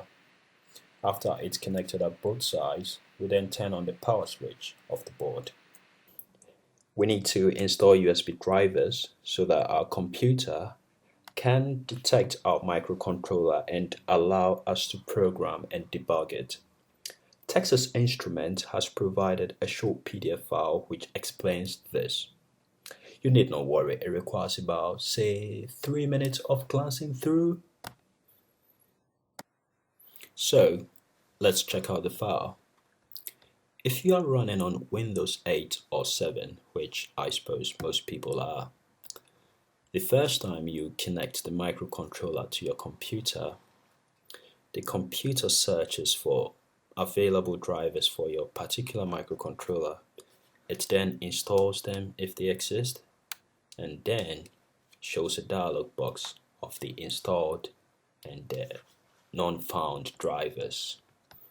An example is this one here. Just one was installed. So we need to install these 3 drivers, and we can find the entire driver package on the Texas Instruments website. A link to that is in section 1.2 over here. We click here and then we come here. Although it says buy from Texas Instruments or third party, it is entirely for free. You can just click here and start downloading the driver package. Yes, we might need the driver package later on, so we keep it somewhere. Yeah, we continue by coming back to the file. Usually this is very intuitive, we don't have to go through this, but I'm just trying to be double sure that everything goes smoothly, because without a properly installed program or toolchain, we cannot write any code. So after that, we open the Windows Device Manager, and under other devices we see yellow marks by in-circuit debug interface. These 3 things. We right click and select update driver software. We have to do the same for all 3. We have to browse to the location of the driver package we just downloaded. Yeah, but we have to extract it first, yeah, and browse to that location, and we follow the wizard. It's very intuitive. And finally, if we are presented with a Windows security notification, we just have to click install this driver software anyway.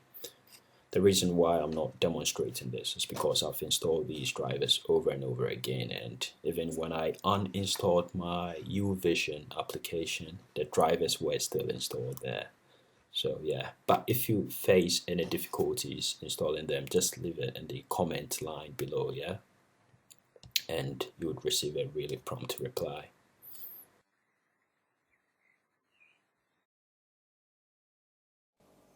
So welcome to Car UVision. Let's start by taking a look at our development environment. Yes, actually, we wouldn't give an in-depth tutorial about every aspect of this. We'd introduce it when we need to use it. It would make things much more quicker and much more easy to absorb. So here, this is how we manage the runtime environment, and you get here by clicking this diamond-shaped thing here. Remember, we already set this up. If there's something you want to change afterwards, you can still come back here by clicking here to manage your runtime environment. And what we need for our project is the core and the device startup. Remember, we spoke about the startup.c and .s files. You tick here to make them included into your program. After that, we can come here and check our package installer. If we need to install some packages for our project, we could come here, install them, or check what packages we have. And this one shows the packages already installed, as you can see. And also, I know something you might want to do is to change the font size and customize it in a way. And to do that, you come to the configuration under the edit tab. You come here and you go to color and font. And this one here, this says this is the caret line. These are the parameters for the caret line. You can change the colors if you want, and you get a blue background when you select some text, and the right margin gives you this color of text. But the most important thing is to change the font size and color for your assembly code and your C code. And how you do that is come to the ASM editor files here, and then you can click here to choose the font you want. I'm using the Courier New. You can I like this one, and I set my size to 14.